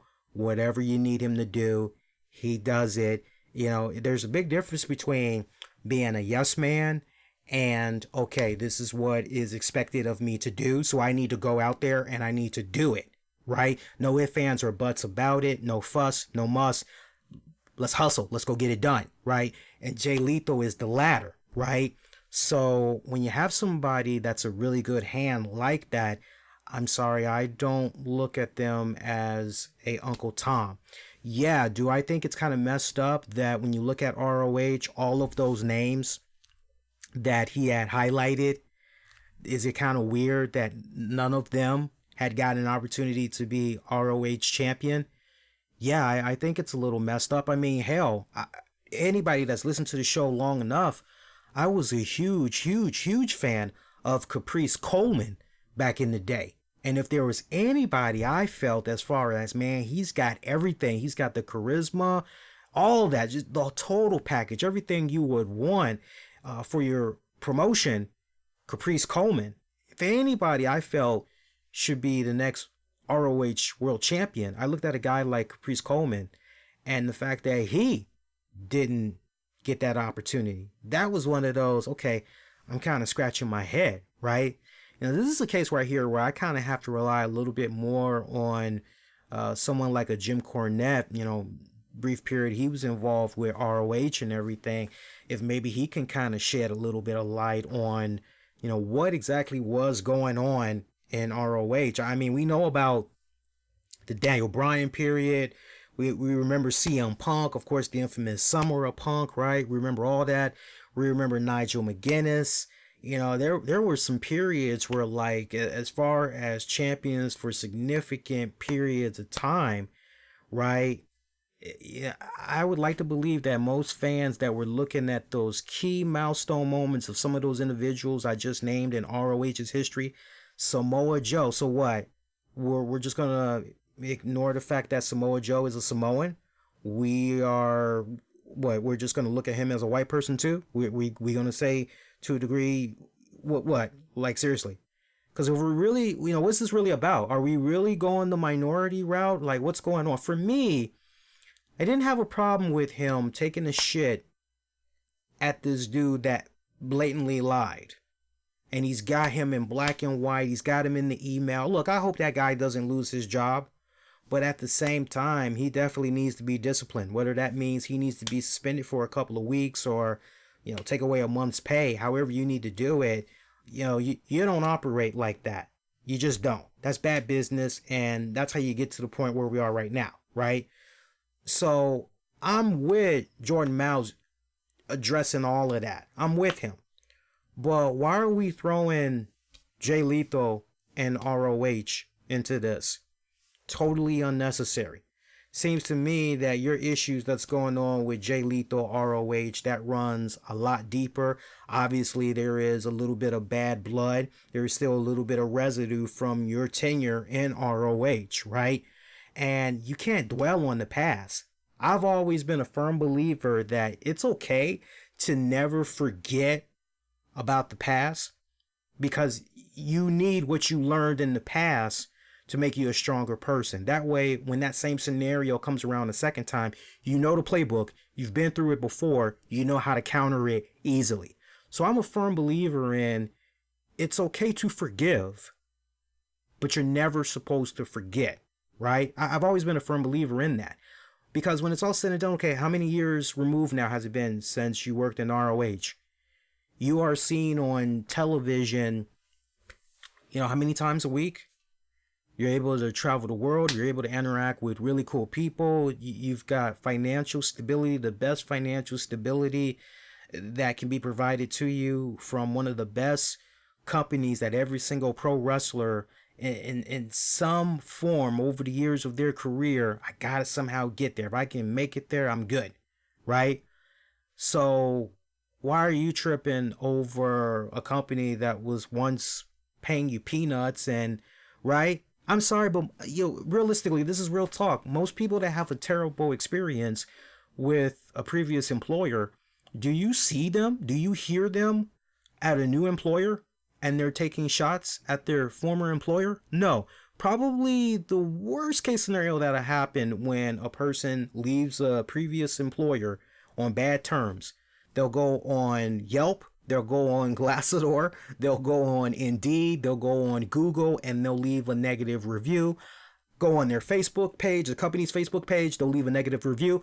I've got that out of my system. And they keep it moving along. And once they get that new job, they're good.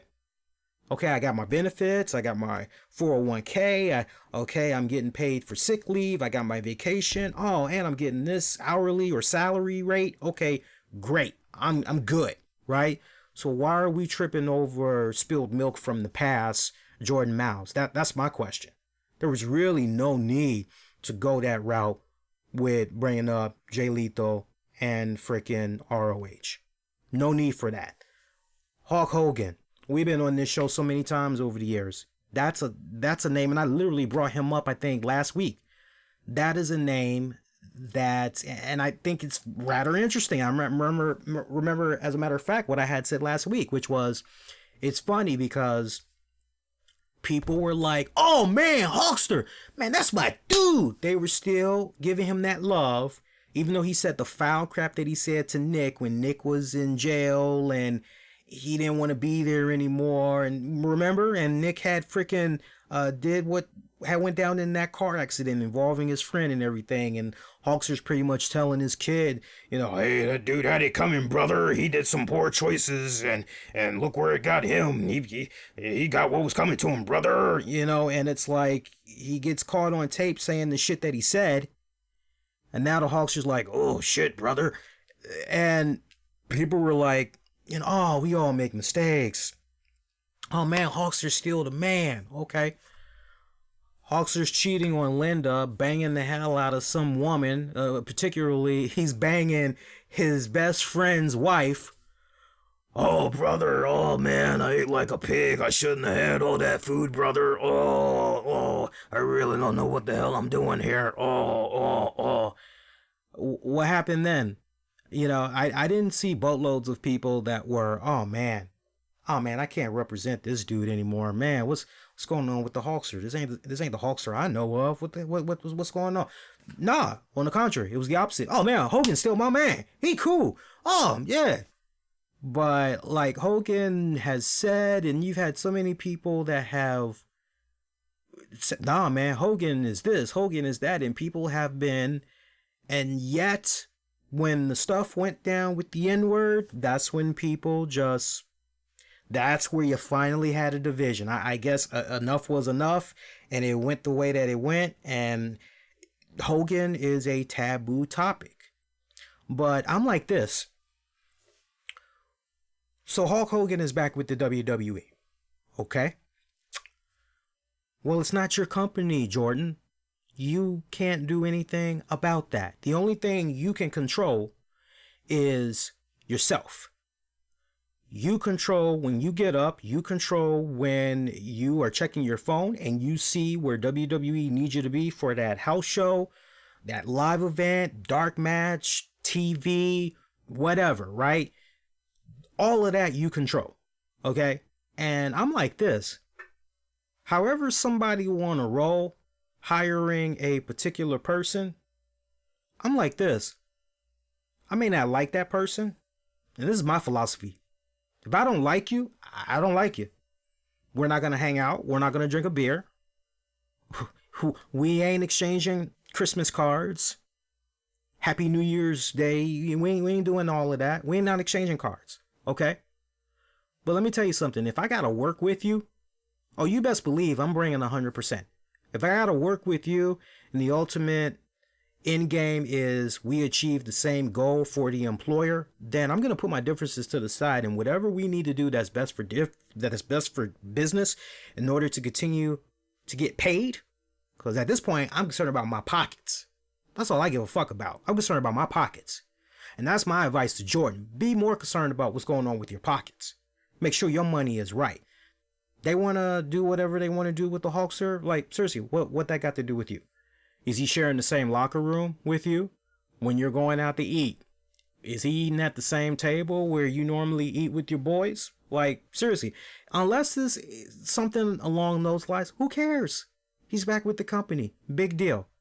I counter that by saying he's only got but a few more years left to live. He ain't going to be around forever, right? Not for nothing, but did you actually take an opportunity? This would be my other question. You've had some guys that have actually sat down with the Hulkster, like a Booker T. God, I remember Booker T's podcast, and I remember complimenting the hell out of him because he made me come away respecting Hogan a little bit more after that conversation that the Hulkster had on his podcast and everything. But have you sat down with the man? and really get an idea where he is right now mentally, right? It's okay if you still feel that way after you've talked to the man. At least that way you can say, hey, yeah, I've talked to him and this is how I feel. Okay, there's nothing wrong with that. That's your prerogative, right?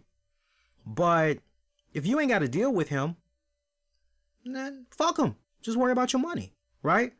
So going all in that whole, that just, if you're trying to figure out a way to get yourself fired, you're on the right path. Let me tell you that you're on the right path. And I just find it so interesting because now we've got this little hashtag that's floating around and everything. And it's weird because there is some wrestling promotion company, I think they're called Game Changing Wrestling, Game Charger Wrestling or something like that. And they've got some wrestling event that's going to be coming up April in 2020. And this was something that he had retweeted or whatever, right? And, you can't help but wonder, okay, so, what's this really about? Are you tired of WWE? You don't like creatively what they're doing with you? And you kind of figure maybe this is one of the ways that maybe you can kind of get out of this or whatever? Like, what exactly is the deal? Why should I apologize for being honest? Why should I not voice my opinion and state the facts about the state of the business? I'm proud to be a professional wrestler, and I'm even more proud to be African American. Stand with me and stand behind me for the culture, okay? And I'm like this. It feels to me like when shit was starting to blow up in Jordan Myles' face, everybody's guilty. Everybody's guilty. I'm not picking sides, by the way. Everybody's guilty. WWE is guilty just from the marketing standpoint. Just from the marketing standpoint, they're guilty. They should have put more thought into it. And let me explain the reason why. They had enough time to do this. You know why? And I literally talked about this on Wrestling with the Topics, which the show's already been recorded. Me and Tammy ended up doing a 3-hour show. And we talked about ACH, not at this length though. We just kind of briefly, it was like quick 5 minutes, and it just connected into race relations and all this other shit.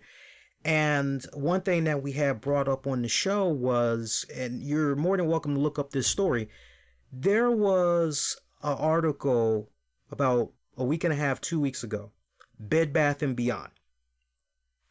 They were in headlines because people were upset that they were selling black pumpkins, right? I bullshit you not. Black pumpkins. And so you're like, well, wait a minute now. What the hell? And so you had this one residential home. You also had like a law firm, and they had these black pumpkins, right? And whatever, the law firm in particular, everybody had wrote their names on these black pumpkins. And eventually some members of the community had expressed to the law firm that they did not like that color of pumpkins because they felt it was very derogatory. They felt that it promoted blackface. They felt that it promoted discrimination, racism. And so the law firm quickly removed those black pumpkins, and they put out this statement, we care about our community. We serve people of different ethnic backgrounds, economic backgrounds, yada, yada, yada, yada, yada. Okay? And you had this one home, I think it was, where black pumpkins were being sold, and there wasn't anything racial that was being done to these pumpkins, right? It wasn't Ray Charles is on a black pumpkin. It wasn't anything like that. But you had people that were in an uproar because these were black pumpkins. And rather than Bed Bath & Beyond say in a statement, hey, we understand how some of our customers feel, and we can assure you that these artificial pumpkins that we're selling, we're not promoting racism, discrimination, or blackface in any type of way. We're Bed Bath & Beyond. We're about putting smiles on people's faces. We are about selling household goods, right? Or goods for the office. Like, that's what we're all about. So, you go on Amazon, you go on Walmart, or insert here, and they're selling these same items, right? But they caved.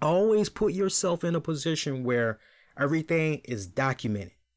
Everything is documented. When it comes to your money, certain things that are being said to you, certain things that are being promised, any way that you can get that documented and just have it stored away so that for a rainy day when you need it, you got it, document. Can't stress that enough. But most importantly, when there's an issue, do your very best. See, you only operate the way Jordan Myles operated when you are at a point where you're barely head above water. And you're just noticing so many things that are just making you sick to your stomach, and you want it out like yesterday, and now you're just trying to figure out some type of a way to get out of it. First of all, when you're losing your smile and you're feeling as though you really shouldn't be dealing with that employer anymore, then you need to do what you need to do to get the fuck up out of there and go on to greener pastures, I always say. I tell anybody that any day of the week. If you don't like your job, you don't like your situation, fucking change it. Don't complain about it. You're either going to be about it, you're going to tighten up that belt and do what you got to do. One of my favorite lines in Rocky, it's not how hard, you get hit. It's about when you get up. You know the line I'm talking about. It's about, when you get up, and that's life, right?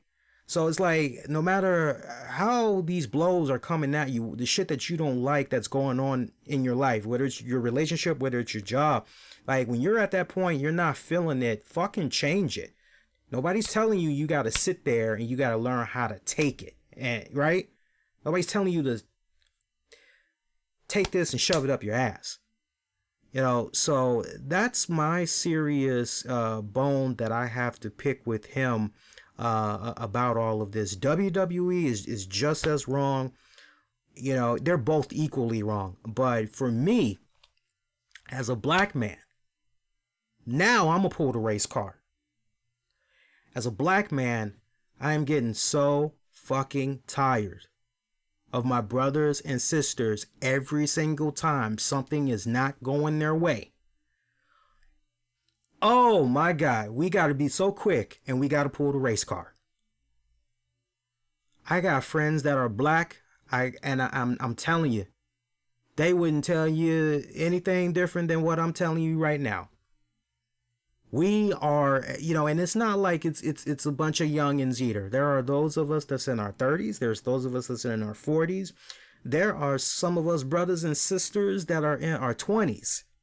And we are getting a little sick and tired of people like him that are pulling this race card to try to fit their narrative when possibly they're seeing they're getting some type of traction on social media or whatever. And this is their opportunity to try to win some folks over, get some brownie points and all that other shit, right? I don't like that. I don't like that. Too many times I see my brothers and sisters pulling the race card and it pisses me the fuck off. Rather than go with the race card, because it just seems like a last ditch effort. It seems like a nice way to get cheap heat. It seems like a nice way to get sympathy brownie points. Rather than go that route, how about we go with facts? How about we go with intellect? Right? Ask yourself this. If you don't get that job after you go on that job interview, are you really going to sit there and you're going to pull the race card because the person that interviewed you was a white person or a Hispanic person? Are you really going to pull that card? Nah, man, you're not going to pull that card. You honestly going to be like, man, they probably just wanted to go with somebody that was, more qualified, probably had better credentials. I'm tired of the race card. I'll never forget, man, one of the last times I had work security, I remember there was this guy, and I felt really bad. I felt really bad. There was this guy, all he was trying to do was rest for about a half hour because he had been drinking the night before. So he had came to the property, and all he was trying to do was look for a spot, charge up his phone, and charge it up just long enough so he could make a call, have a taxi come pick him up and everything, and he go home. Well, property manager walked past this dude, didn't like his smell and everything, And I told the dude, this property manager, he was new. He probably only had like about less than 2 weeks under his belt working at this property. And I said to him, I said, I'm familiar with him. I was like, he's not bothering anybody. Look, it's kind of cold outside. He's just trying to charge up his phone. We've been watching him on CCTV for a little bit now. He's not bothering anybody. But this guy wanted to be a dick, and he wanted him out of the property, right? So you're like, I don't like it. So, but I got a job to do, right? And if it means, me or that dude, well, it's going to be him any day of the week. So me and my partner, we go, and she takes the lead and everything, because she was the high-ranking officer. And, she tells him nicely and everything that he had to leave, and he just starts cursing her out, calling her a racist piece of shit. She was white.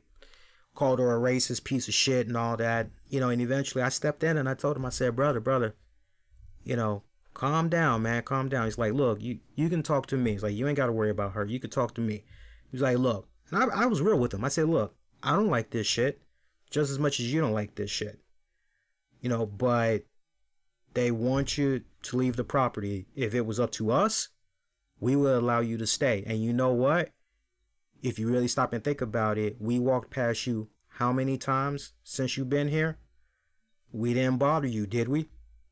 We're only coming to you because we've been instructed by our boss to ask you to leave. And, I remember saying to him, I said, look, if you want, we can give you a drive.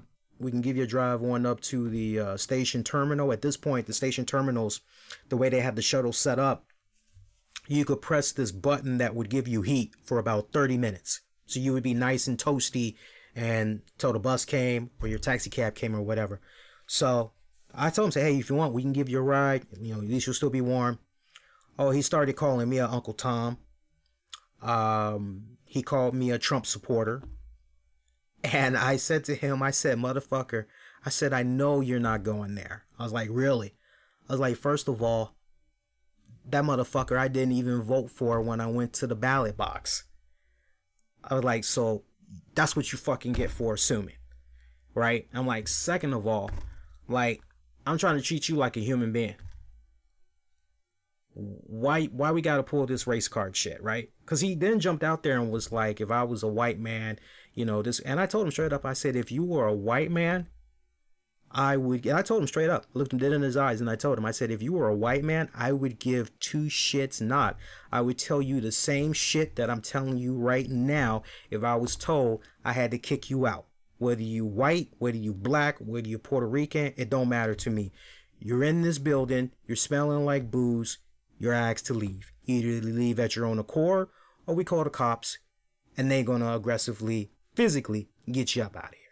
And I remember he was just talking all kinds of fucking shit. But the main thing that really stung me the most was the fact that, he basically was accusing me of being racist. It's like a brother calling another brother racist against his own people. It's like, what the fuck?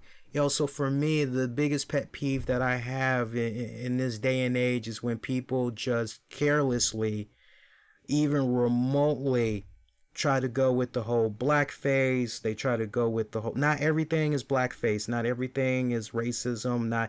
Honestly, when you look at that t-shirt, I think many of you would be in agreement. If you did not read what Jordan had said, I think many of you would have just been like, oh, crappy t-shirt design. Nothing special, nothing new. Some people felt that, and I don't even know if Jordan had commented on it, but something along the lines of it was supposed to be done in the style of the Rolling Stones. Well, anybody that knows the Rolling Stones logo, you look at that logo and you're kind of like, okay, I can kind of see a little bit of, pretty weak, but I can kind of see a little bit of, yeah. And I really like the words that Titus O'Neil had said. Even Titus O'Neil was like, everybody's wrong on this one. All the sides are wrong on this one. Everybody should have handled it much differently. I hope for WWE going forward, this is a really good learning experience for them. That they need to be really more hands-on with their talent. And furthermore, I really hope they implement, really sitting down, whether it's with their own respected peers, these performers, whether it's they sit down with their own respected peers or they do that whole marketing focus group thing. For God's sake, every month WWE, they do a Your Opinion Matters, WWE Council thing. You know, there's nothing wrong with also reaching out to fans and saying, hey, these are some future designs that we're thinking about putting out there for some of our stars. We want your feedback. Your feedback will, you know, really help us fine tune and make sure we're catering this to the right audience. What do you guys say? Right? So it's a teachable learning experience. If this young man has gotten to the point he wants to be done with the WWE, ask for your release.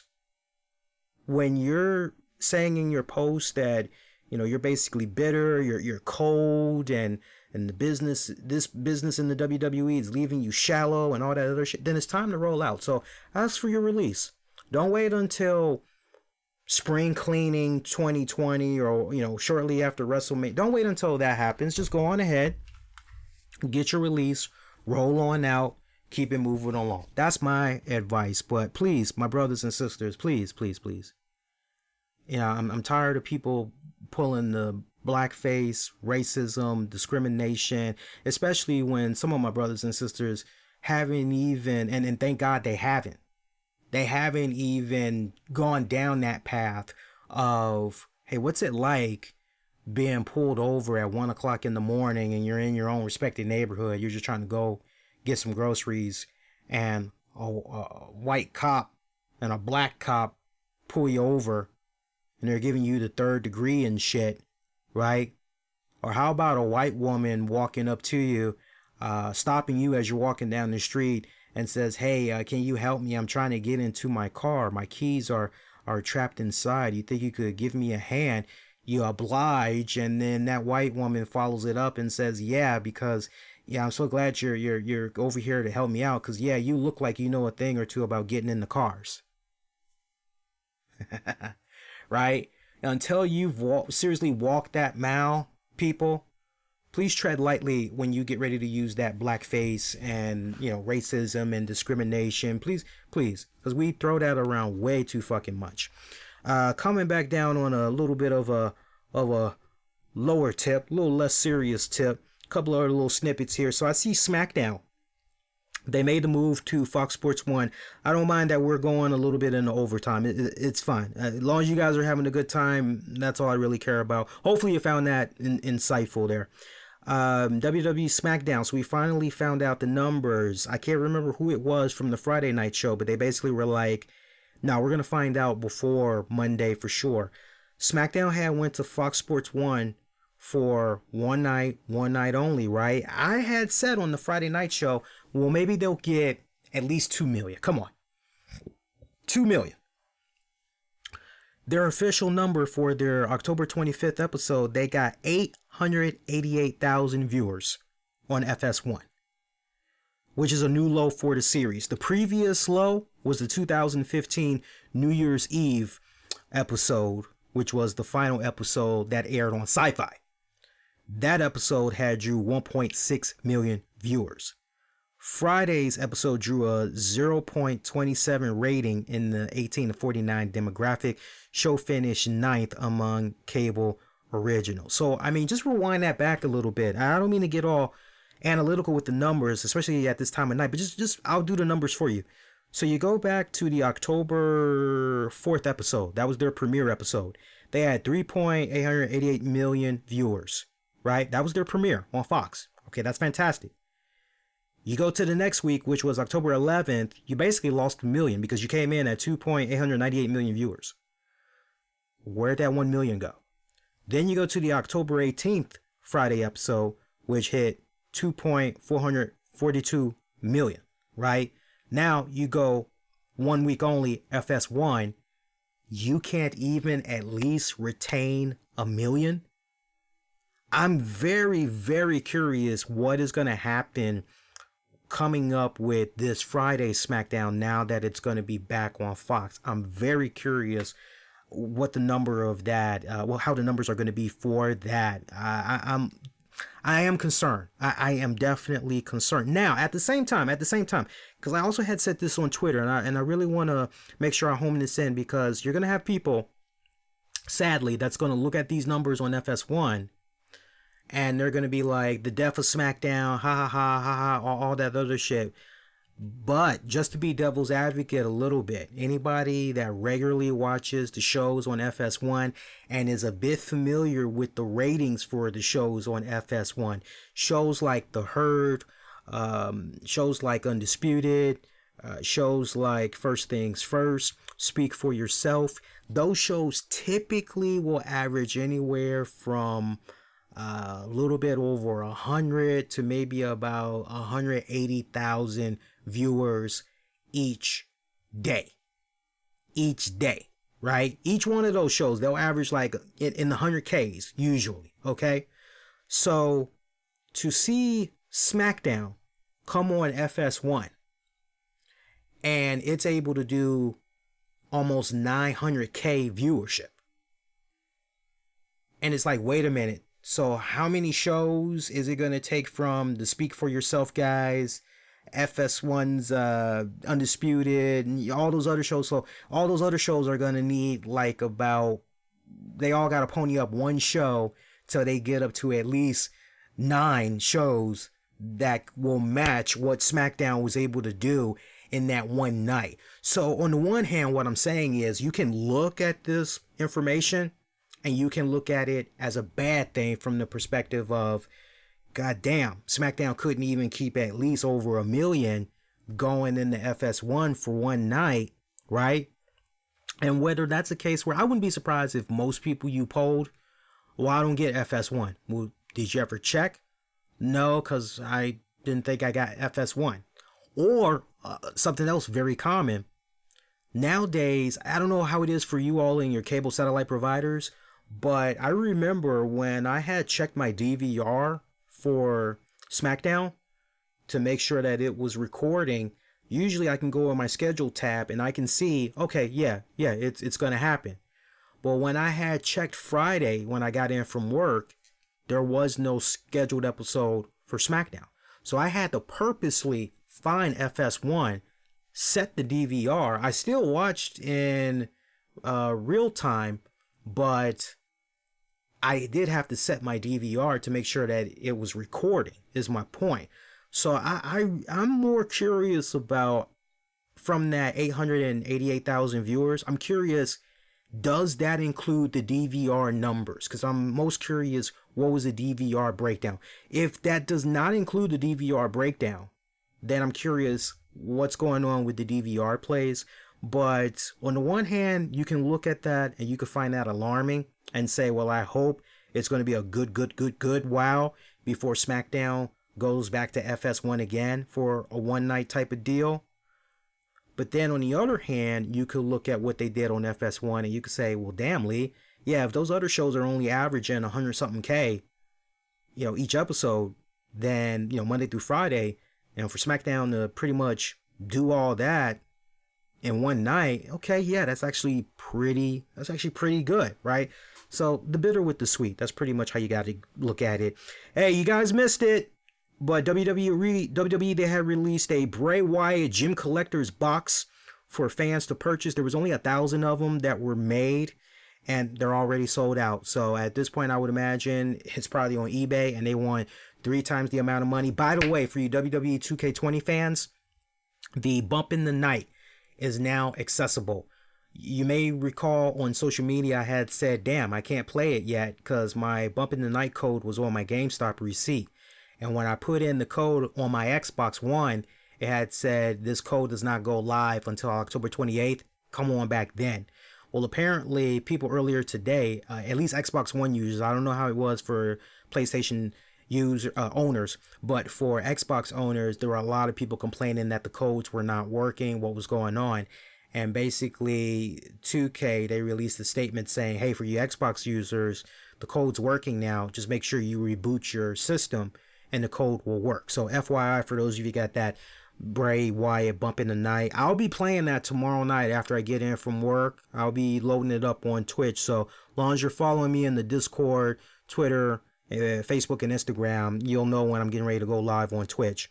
But yeah, the Bray Wyatt Gym Collector's box set sold out. There was 1,000 of them. Like I said, your best bet is eBay. Be prepared to pony up a decent amount of money. Check this out. Right now, here's what's included. Exclusive Huskus the Pig Boy t-shirt. I would love one of those.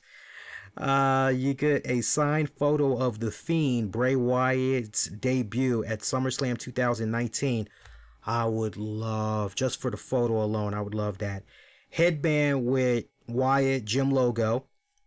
A pink fanny pack with a Wyatt Gym logo. Wyatt Gym keychain membership card. Huskus the Pig and Muscle Man Bray Wyatt minifigures, right? Playset cutouts and display set. The box itself turns into the Wyatt Gym. A Muscle Man dance poster, shake bottle, and stickers. You get all that. So I actually saw images of some of this stuff and I was like, wow, that shit looks really fucking cool. So I don't know if maybe it was one of you guys that maybe were part of the Lucky 1000 that got it. I mean, if you were, let me know. But I mean, that's really fucking cool. That is really fucking cool. And other than that, let me just see real quick if there's some other news we can get into right before we get ready to wrap it up here. XFL, they released the full schedule for their 2020 season. So it's going to be a 79-day season that's going to start on February 8th.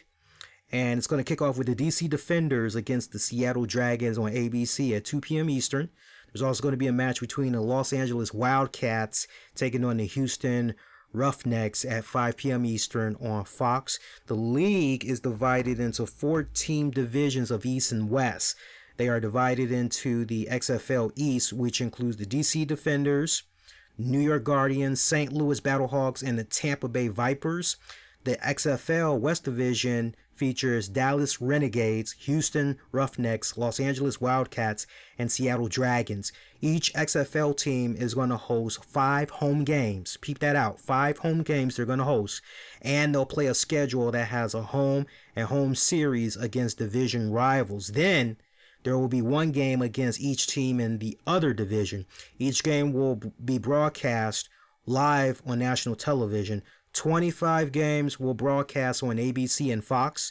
The regular season will feature 4 games on each week. After the regular season, the top 2 teams in each division will face each other for the right to play for the league championship. That's going to be happening on Sunday, April 26th on ESPN. And then the final East match will be on Saturday, April 18th. That's going to be on Fox.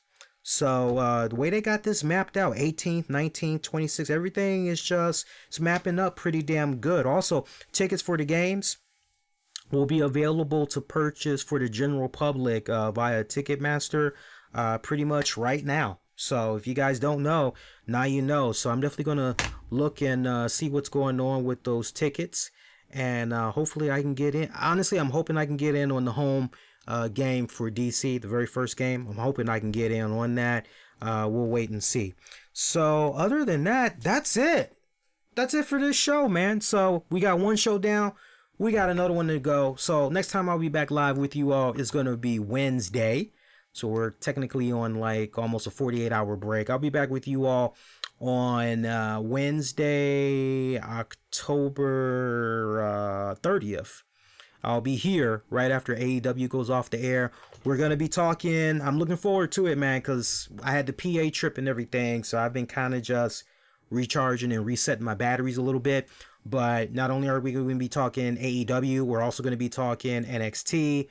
We're going to be talking MLW because they got their first ever pay-per-view that's going to be dropping this weekend. Oh, shit. Oh, my God. I can't believe I almost forgot. We still got to do Crown Jewel predictions, don't we?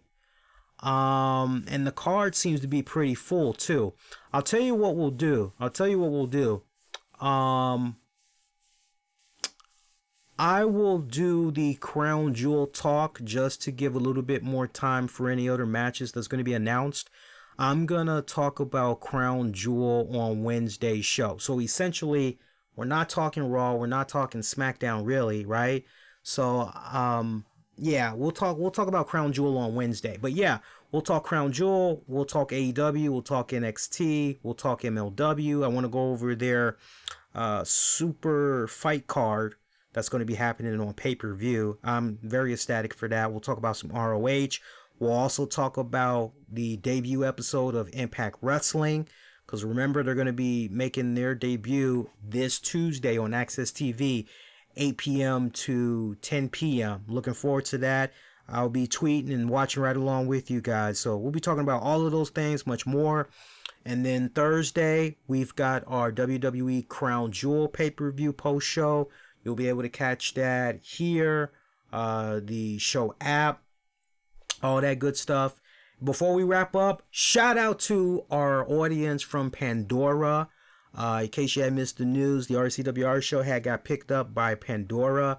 I didn't even get like a notification or anything like that. It was funny. I just was looking in my analytics and I see that traffic's been coming from Pandora, and I go download the Pandora app, and the next thing you know, holy shit, the RCWR show is on Pandora. Like, all right, that's fucking cool. We've elevated, man. We're coming along. I like that. But honestly, I can't wait for 2020. My God, the fact that we're doing C2E2 and there's other little things that's like in the works, I'm very, very ecstatic. I mean, 2020 is looking to be a pretty good year for the RCWR show, not only as far as branching out, branding out even more, but even more collaborations and all that. I'm really, really blessed. The friends I've been able to make, the continued support I've been able to get from you, the listeners, and everything. I know it's not the end of the year yet, but sometimes I like kind of saying thank you to you guys, because I do appreciate you guys' love and support, as always. Good guys like Gino, good guys like my man Mish, Justin, Freddie. God, you guys know who you are. I don't need to go over the whole list. You guys know who you are. Even right down to the guys that like to just chill in the back and just watch or listen, especially listening on demand on the downloads. You guys are awesome. All right, so that is going to do it. You guys that's waiting for this on demand and on the downloads, this will not be edited and remixed until Tuesday night. I will try to get this out before 8 p.m. for you guys. Get at me, Twitter, Facebook, Instagram. Use keywords, the RCWR Show. You love the show? Spread the good word. Leave those reviews, ratings, all that. Helps a lot. Till next go around, wishing all y'all to be safe. Well, support, be kind to one another. I will see you guys next go around. Y'all do take care. Adios.